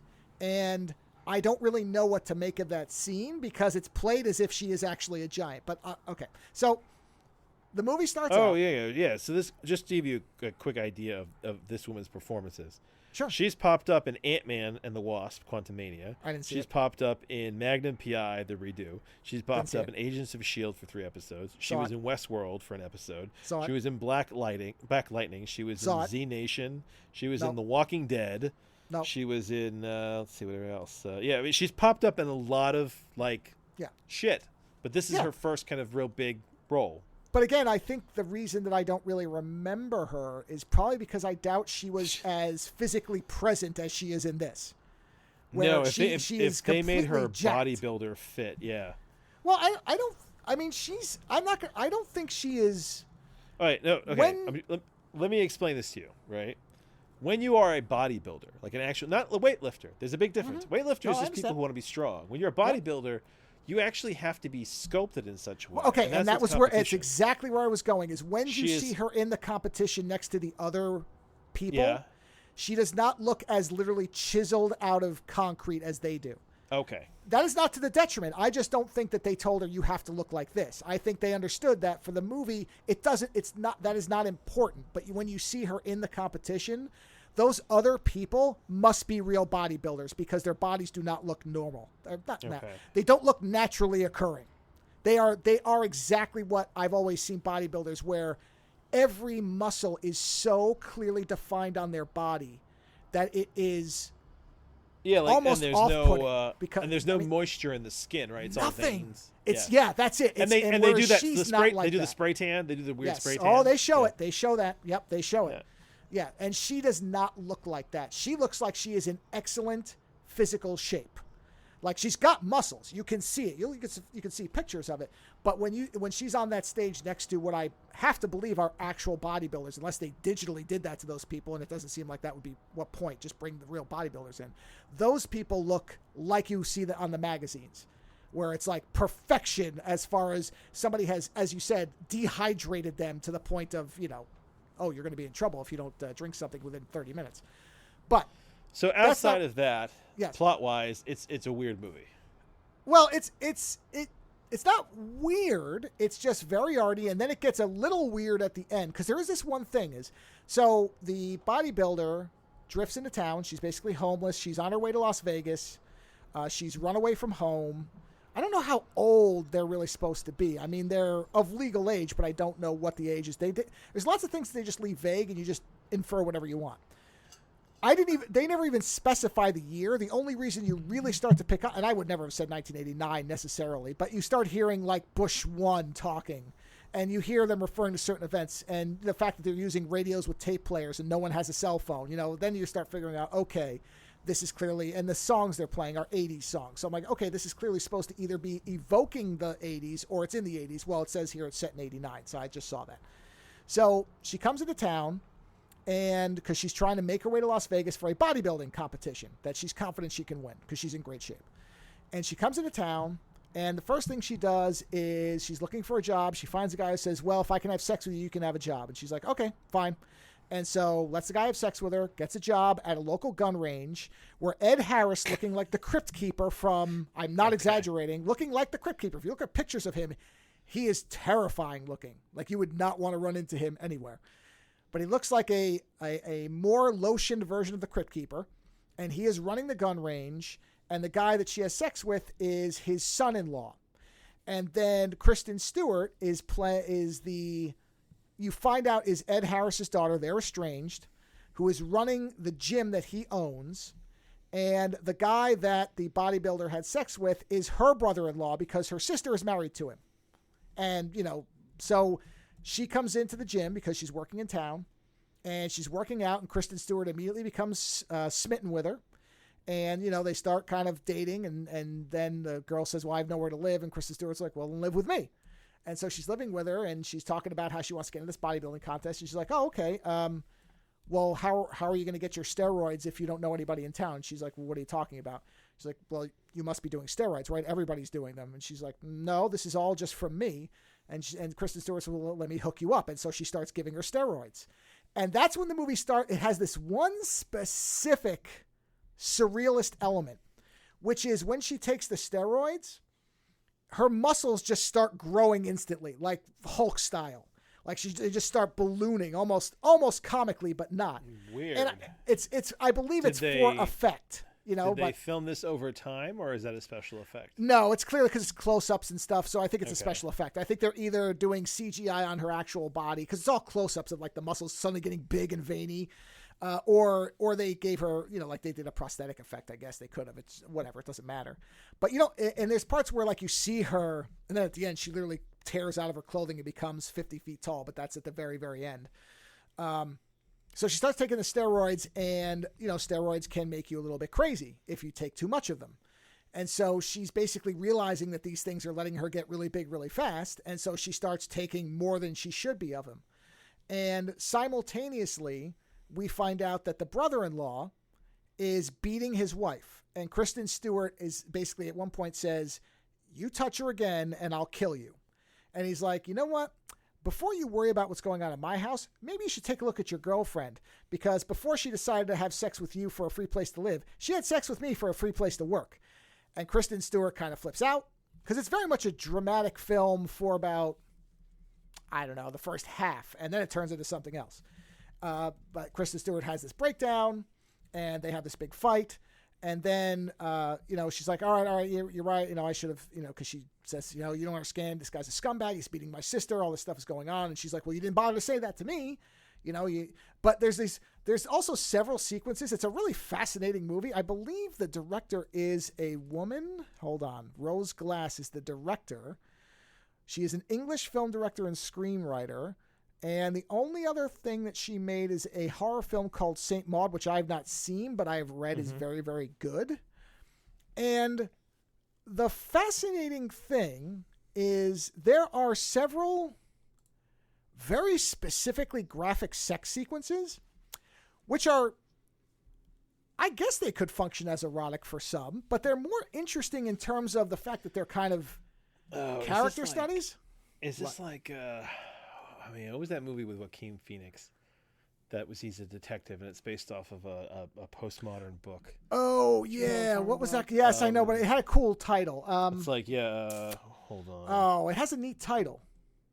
I don't remember what it's called. Yeah, I'm looking for it, because that was another. That was another. Actually, was that A24? It would make sense if it was. It's called Inherent Vice. Yeah, it's based off I was going to say it has a neat name. Who's the writer? Yeah, but who's the writer? The writer is Thomas Pynchon. Pynchon. That's Thomas Pynchon. Yeah. So Gravity's Inherent Rainbow, Vice. Is that guy? Is that the same Gravity Rainbow or whatever? Gravity's Well. Pynchon. Anyway, it doesn't matter. Is he? I'm not sure. Pynchon did some other famous book besides. Pynchon did a lot of weird shit. Yeah. That's what he did. Either way, Pynchon. So Inherent Vice. So at the end of that movie, right, there's this sex scene between him and the girl that kind of starts this whole thing in the first place, his ex-girlfriend, right? Oh, it is Gravity's Rainbow. Go on. And it's just so fucking weird where, like, she takes her clothes off and he starts spanking her angrily. No, like, it's not like that. It's no, but what I'm saying is, like, there are people who could watch that scene and be like, well, that's really hot. But we were watching it and we were just like, this is just weird. Like, and it's very much about where the characters are psychologically at that point. Yeah, I wonder if maybe it plays more authentically to the actual audience who are lesbians or bisexual. That's very possible. Okay. Because the bodybuilder is bisexual. She says, I really don't care. I'll have sex with anybody. It doesn't matter. And then there's this whole sequence where at one point Kristen Stewart's like, okay, well, show me how you masturbate. And she's showing her and she's like, really? That's how you do it? Here, let me help you with this. And then like helps her improve her technique. And that's just a little sequence that happens. That's like, oh, okay. It's interesting. It's an odd sequence in the movie, but okay. Well, I almost feel like it's supposed to be that she's helping her. I don't know. It doesn't not make sense. It's just a very specific scene, and there are a couple like that. And that's in the first half of the film, which really feels like the relationship half. So it does feel like it's this thing where these are two people who are kind of outcasts and they find each other. And not only that, they start to kind of realize that they're kind of the perfect people for each other. And now they're kind of figuring each other out physically, emotionally, the whole thing. So it doesn't not make sense. It's just very specific. And that's really the first half of the film. It's not done for just like exploitive effect. No, I don't think so. It doesn't feel graphic or over the, I mean, it's graphic, but it doesn't feel, no, it's not like you see much and it's just enough to establish it and then it ends and it goes to the next scene. So no, it doesn't feel slimy. It feels like it was probably made conscientiously a specific way. Like I said, this may be one of those elements that plays to a different audience than it did for me. But I, at the same time, sort of understood, okay, this is what two people who maybe have never been with another person quite like this are figuring out. Like, I kind of get that. You know, there's that point in a relationship where you start going, okay, we're moving to a certain point. What is the other person actually like? And what are we doing here? That's kind of what I think it was supposed to be, was a physical representation of the deepening of the relationship. You know what I mean? So there's a couple things like that, but it really does feel like that's the first half of the movie. And then there's a point where, and this is where it shifts into the next thing, because Kristen Stewart just doesn't like to talk about her dad. She has these flashback sequences where you see Ed Harris shooting people and throwing them into a canyon. And so you understand something has happened there. They're not adversarial, but they're not on good terms. And then Kristen Stewart gets a call, and her sister is in the hospital because the husband has beaten her into basically a coma. And she's in the room, and she's having this breakdown, and the bodybuilder is there, and she sees her partner in pain, and she starts to kind of hulk out. Like, she starts breaking the chair, and you see her kind of flexing. And then she gets up, grabs the car keys, goes to the house where the ex-husband or the husband is, and smashes his head until the bottom of his jaw comes off and kills him. And that's when the movie suddenly changes. And it's like, okay, now something has happened. This is not just, grimy lesbian love in a gym. Now we've gotten to, murder, right? So Kristen Stewart, and you get the very clear sense that the steroids are making her rage out. Like, you are getting now, because Kristen Stewart shows up, sees what's happened, and said, how much steroid stuff are you, what are you taking? How much of this have you been taking? Because she had said, here's the dosage you need to take.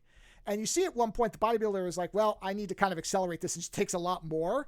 And of course, we know steroids can do this. Steroids can make a person roid rage, psychotic. man, roid rage. Well, that's what it feels like, because when Kristen Stewart shows up, the bodybuilder's in the tub, like, in shock.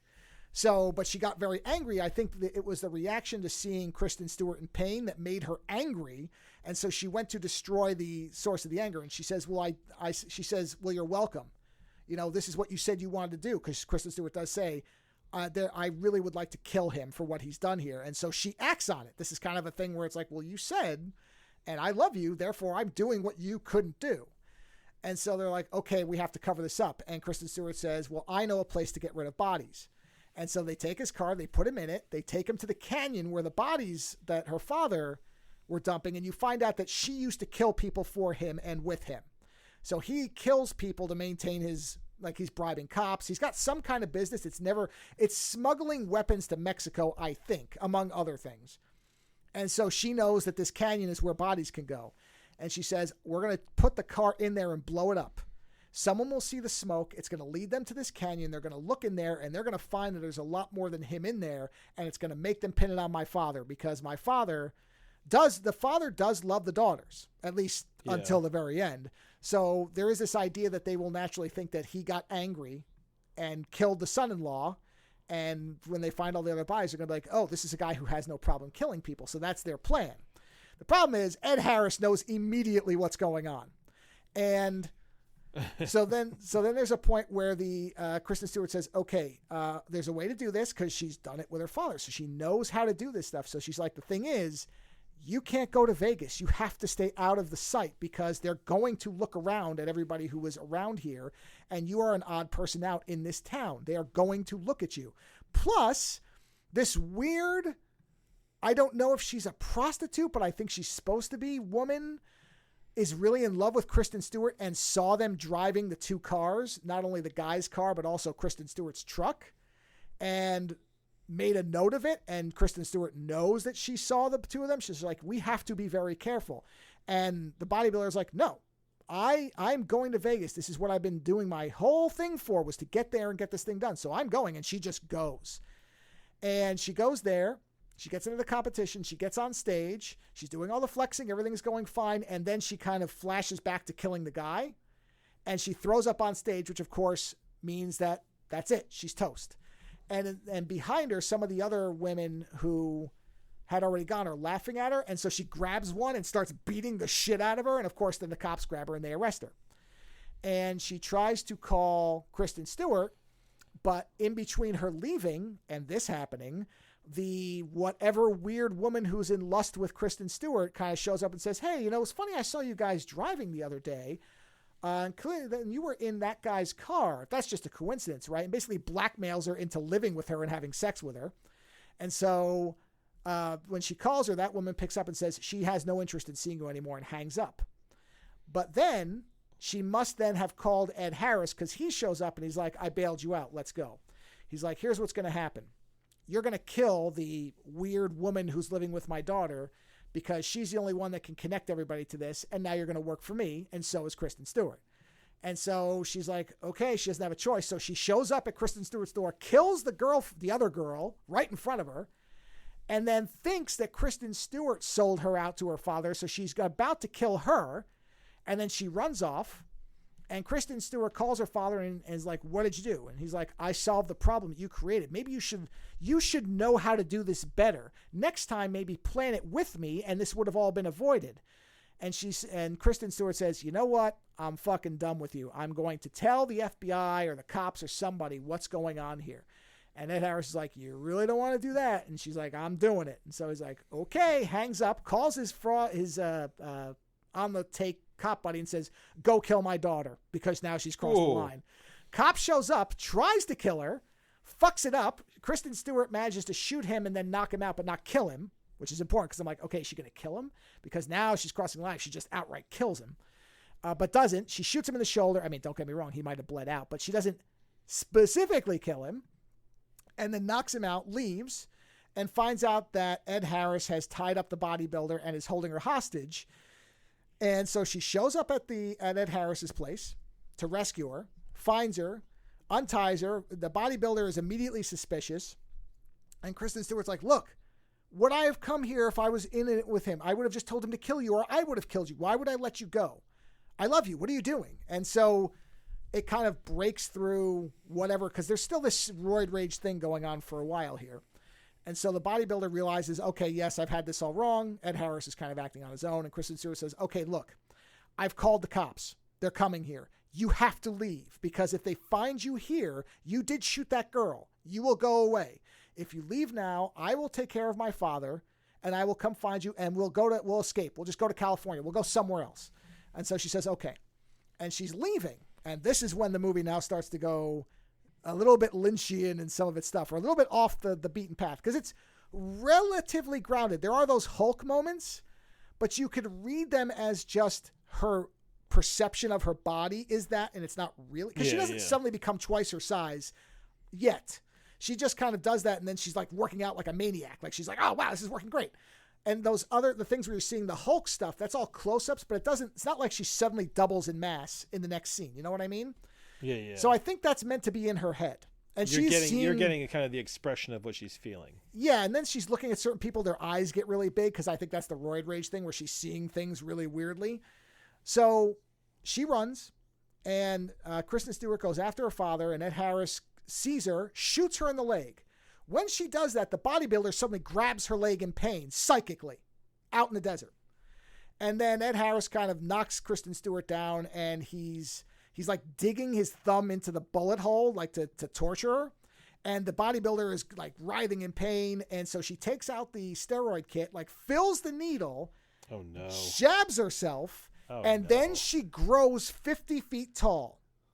Comes back, grabs Ed Harris, who looks like a doll, in her hand.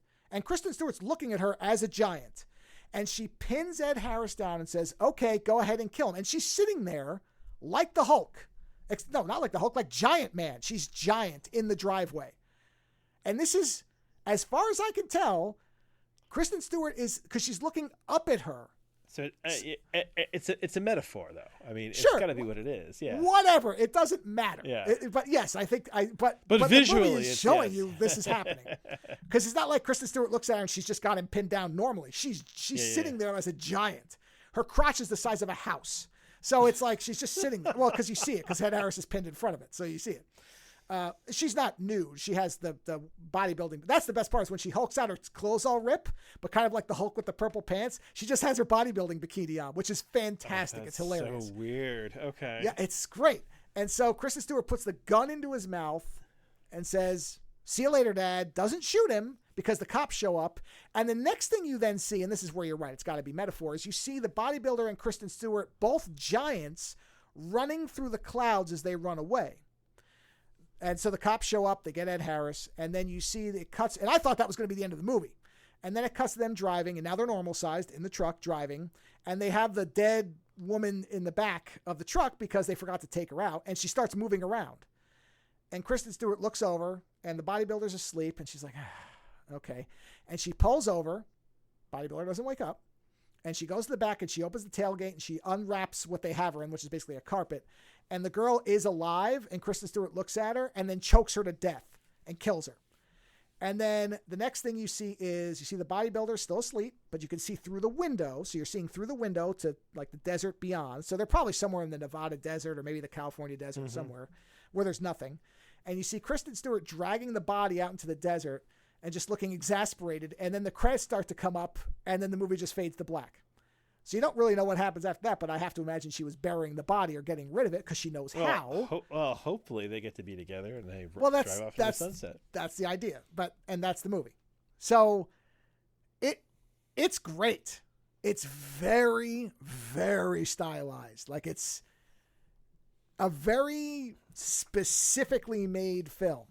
Like I said, I didn't even capture audio because the dialogue is just about unimportant, because a lot of the movie functions on the scenes and the angles and looks people give each other and what they're doing as opposed to what they're saying. Mm-hmm. So I could have clipped some things, but it really just would have been nothing that would have added much to what I just told you. But it's a great movie.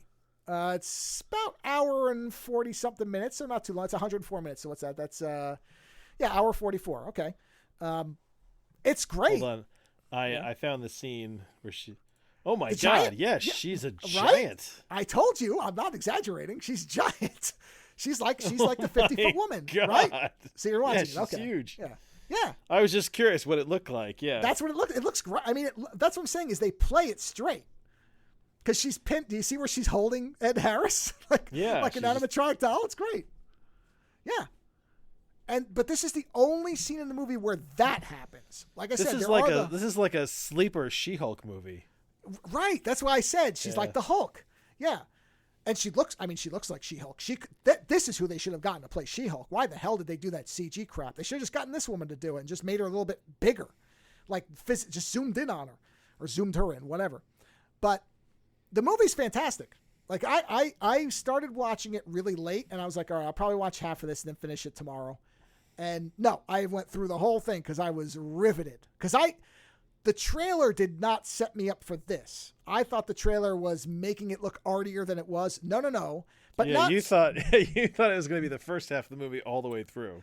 Right. And that would have been fine because the first half is, comparing it to Bound, is very, very... This and Bound would be a perfect double feature. Perfect. You can watch them in either order. It doesn't matter. Because there are these big parallels between them. Which I don't think is one ripping off the other. I think it's the idea that this is a this could very well be a variation on the Bound idea. Like the director may have watched Bound and said, yeah, I know how I would make this a similar thing. I don't really know what the genesis of the, is it saying? Let's see. Second film. Does it say anything about who wrote it? Who wrote this thing? It was written by the director and another, I don't know. That name is very specific. Weronika Talivska. I don't know. I don't know. Don't know.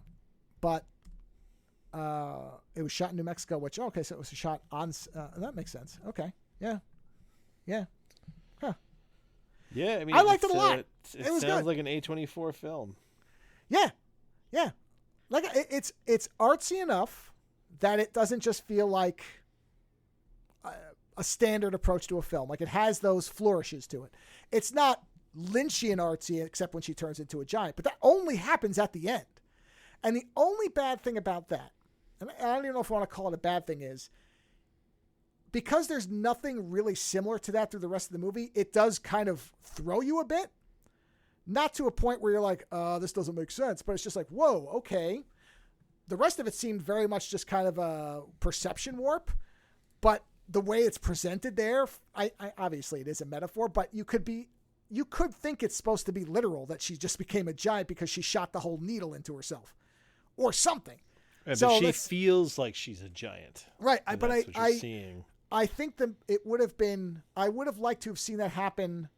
And now that I think about it, when she's in the apartment with the guy that she kills, the way they shoot it, she does look bigger, but I thought it was just a camera angle, but maybe they were slightly making her larger because they shoot it low up at her and the guy's laying on the ground. So of course she's towering over him, but maybe they were making her bigger and that was supposed to be the first clue and it was just more subtle. So that's possible. Cause when I was looking, I was like, wow, she looks huge in this scene, but I don't know whether they were actually making her bigger or it was because of the angle and the fact that she's fucking ripped. You know, it's like, it's hard to say. Regardless, if you were at all interested based on the trailer, watch it. It's great. It looks like a way weird ride. It's got a very distinct personality, which I think is great because reading it, I thought of Bound. Then I saw comparisons and I went, is this just going to seem like it's a lesser version of Bound, which is a very specific type of movie. I love Bound. I love Bound because Jennifer Tilly and Gina Gershon in it. I'll watch that anytime. But so I was like, is this just going to be somebody trying to make an arty version of that? And it's just going to feel like kind of a lesser. But no, because it has this, I think because they set it in 89 and they play the aesthetics of that time without making it a nostalgia film. It doesn't feel like that where they're like Stranger Thingsing it. It feels like they're just using that as a way to simplify elements and take complications out, which is fine. That's how it should be. If you're using an era because it serves the narrative as opposed to just, look, it's big hair. You know, the thing you thought, which is what I was actually expecting, never happens. There is never big poofy hair. There's never like Don Johnson outfits. It's not that. It's just the fact that there are no cell phones. There's no internet. So that makes it where, you know, when the cops are trying to figure things out, they can't just go search a database. You know what I mean? It makes things take longer so that things can happen. It gives this air of atmosphere to it and delay that feels natural and not weirdly artificial. Yeah. Because if this woman comes into town, Ed Harris goes onto the internet and searches her name and finds her immediately and goes, oh, okay, I've got something on this woman. It's that kind of thing where that isn't present here. It's everybody making phone calls and having to look through paper records, which takes forever.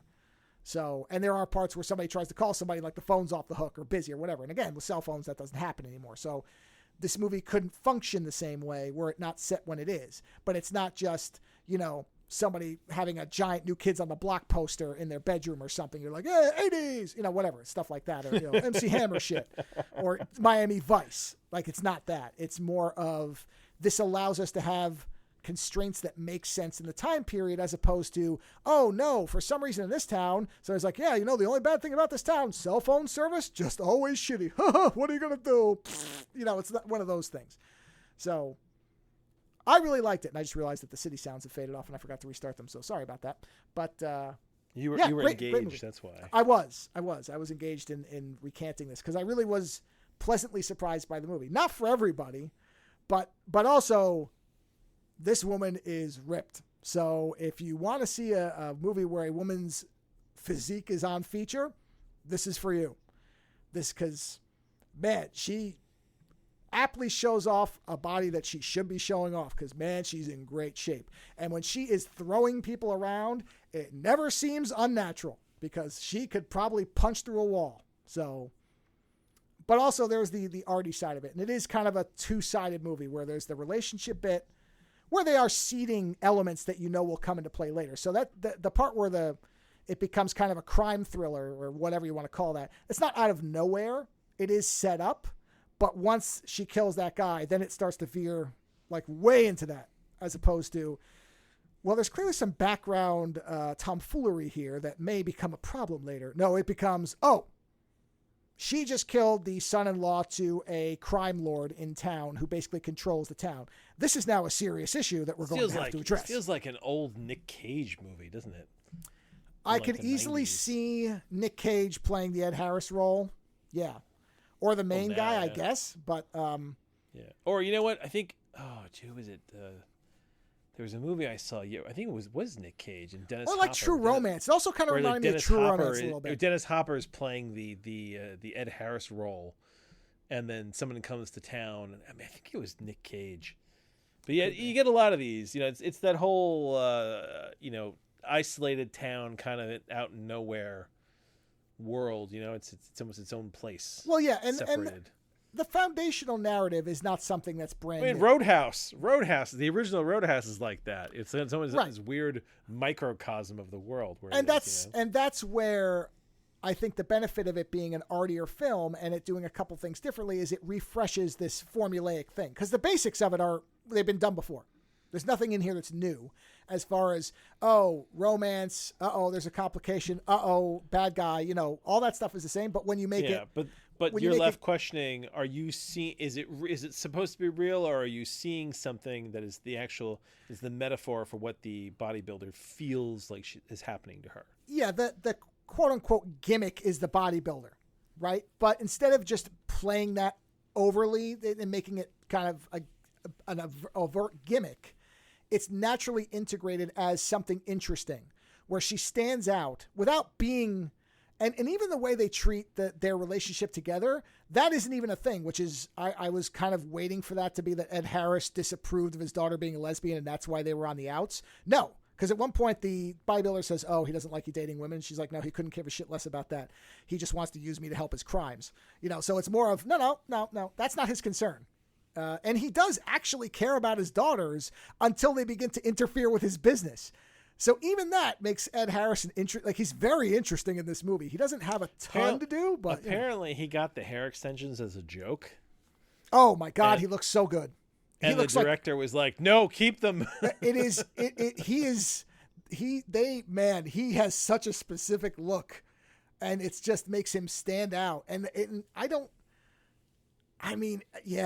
he's really good in this in a smaller role until the very end. But you immediately recognize, okay, this is not a guy to be fucked with. But again, he's not just a mustache twirling villain. Like, nobody is painted in simple colors. That's what makes it stand out. And the movie's aesthetic itself, again, it's set in the 80s. I know what's going to be happening. No, you don't, because they're not going to go the simple route. They're going to do everything with nuance to it. And then what they're going to do is bathe it in this atmosphere that tells you when it is without ever coming out and say, like, there's not a title card that says up New Mexico, 1989. There's none of that bullshit like that. Or again, somebody showing up with a white jacket, no shirt and loafers is like, hey man, let's go drive my Testarossa. Like that, there's none of that horse shit. And don't get me wrong, I love that horse shit, but that's why I watch Miami Vice. That's not this. So I like the fact that, there is never the big hair moment or anything like that. It's more of just... I love that horse shit. No, that says it all. I do. So I would recommend it. I'm not going to necessarily tell everybody they should run out and pay $20 for it. I did. I'm not sorry I did. I have found that you are never let down by an A24 movie. You will get something weird, something interesting. Something will happen. I've never hated one. So that's no. I'm trying to think. I'm trying to see what the most recent list of A24 movies is. Oh, I reviewed The Green Knight. That was A24, I believe. Oh man, yeah. But I mean, they have another one coming up that I'm very interested in. What a surprise! Let's see. A24. They did Lady Bird, which is a good movie. They did Moonlight, which has got a lot of acclaim. Ex Machina. Oh, geez, yeah, they did. Civil War.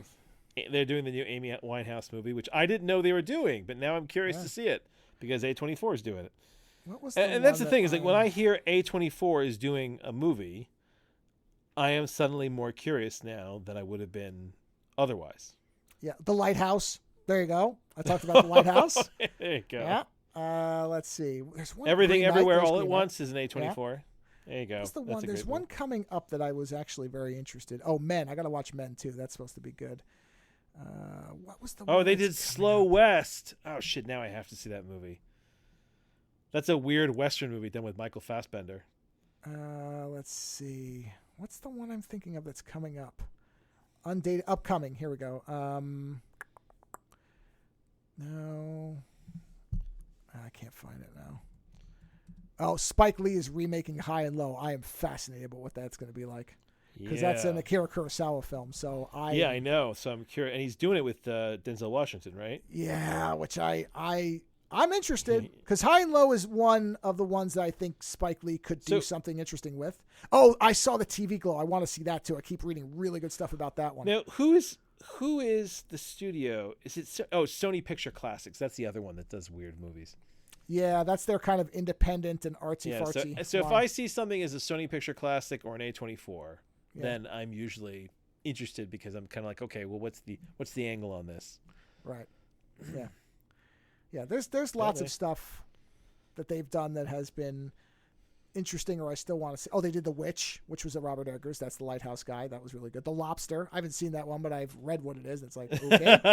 I've read about that, yeah. Sounds fascinating. Yeah, they've got a lot of stuff that I'd like to watch, but I don't think I could handle sitting there for a whole weekend watching their movies.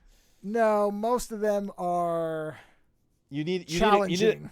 Yes, you need to clear your head afterwards for a little bit. I'm trying to think. I'm looking at the list of Hereditary, where you see a young girl get her head fucking bashed off by a electrical pole or a telephone pole. That's a good one. You can watch it degrade over the course of the movie.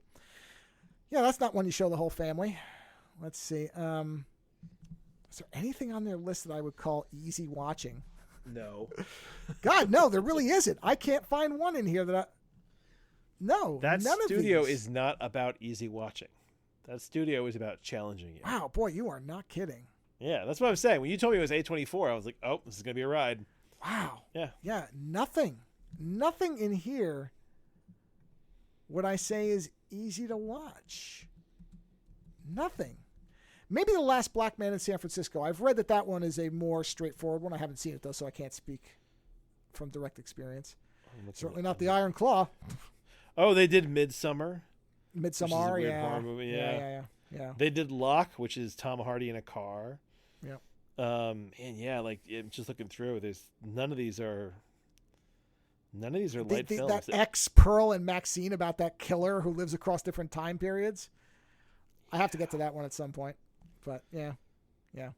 Oh, Under the Skin with. And supposedly they're doing Death Stranding. They've got that one in development. Who's A24? A24 is going to do Death Stranding the film. You know what? Just end it there. That's it. That's the one. Everything you need to know about A24. Yep. That's the one I was thinking of. That yes, they're going to do Death Stranding. Oh man, that's going to be interesting. Yep. Did you see, by the way, that as a final thing, George Miller said that he thinks Hideo Kojima should do a Mad Max game? Could you imagine? I mean, I'll play it, but I mean, then he's just basically making his own movie. Oh God, if he did, that'd be fantastic cutscenes. No doubt about it. So they're friends now because he's in the next Death Stranding. George Miller is a character now, which is great. Oh, is he? Well, I mean, put Guillermo del Toro in the first one. He just liked, and he put Nicholas Winding Refn in the first one. He likes directors in his stuff, so that's fine. That's funny. He picks good people, so what do I care? But yeah, now they're palsy, so yeah. Well, anyway. It takes a lot to make a game, so we'll see. It does. Yeah, I mean, and that's the thing where it's like Kojima probably only has maybe 2 games left. It's a race now to see who watches Furiosa first. Well, I mean, once it's available on digital, I'll watch it. I'm not going to the theater. Yeah. So. We'll probably watch it at the same time. I've read nothing but good reviews. Yes, I've read pretty much universally good stuff. And I am interested in the fact that I'm glad he didn't try to repeat from everything I've read. He did not try to do Fury Road again. He really wanted to flesh out the world. But what I do find interesting is that actress, Anna Taylor-Joy. Anna Taylor-Joy. She is strange looking. Have you ever seen just like her normal? Yeah. Yeah, she looks like an alien, kind of. She does, doesn't she? It's like a weird sort of it's not bad. It's distinct. Like, it's distinctive. Oh, she's very distinct, yes. I mean, isn't she famous for a show like Killing Eve or something like that? Is that her? Sure. I don't know. I never watched it. Let's see. Oh, God. Boy, did I mispronounce her name. Or mistype her name. She is famous for... Yeah, is it Anya Taylor-Joy? It's Anya... Well, yeah, it's Anya, A-N-Y-A. Oh, the Queen's Gambit. The Queen's Gambit. Oh, that's it. And she voiced one of the Dark Crystal shows. Okay, well, I wouldn't know her from that, but... And she was in the New Mutants. She was Magic in the New Mutants. She's a great Magic. I mean, she looks perfect for that role. I wish that movie had been better. She does, yeah. Yeah, it's a shame. Yeah, the funny part is, now that I look at this, I don't think I've seen a single thing she's in. Oh, The Witch. I'm sorry, she was in The Witch. Yes, that's right. Of course. That's the only thing I've never seen her in. I never saw Split. She voiced Princess Peach. No, you saw Dune Part 2, didn't you? No.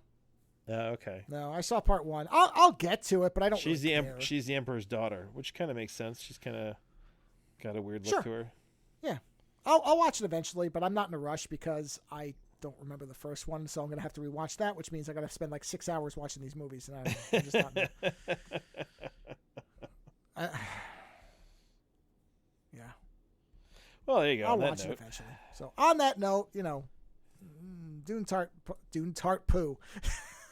Did you just get word salad?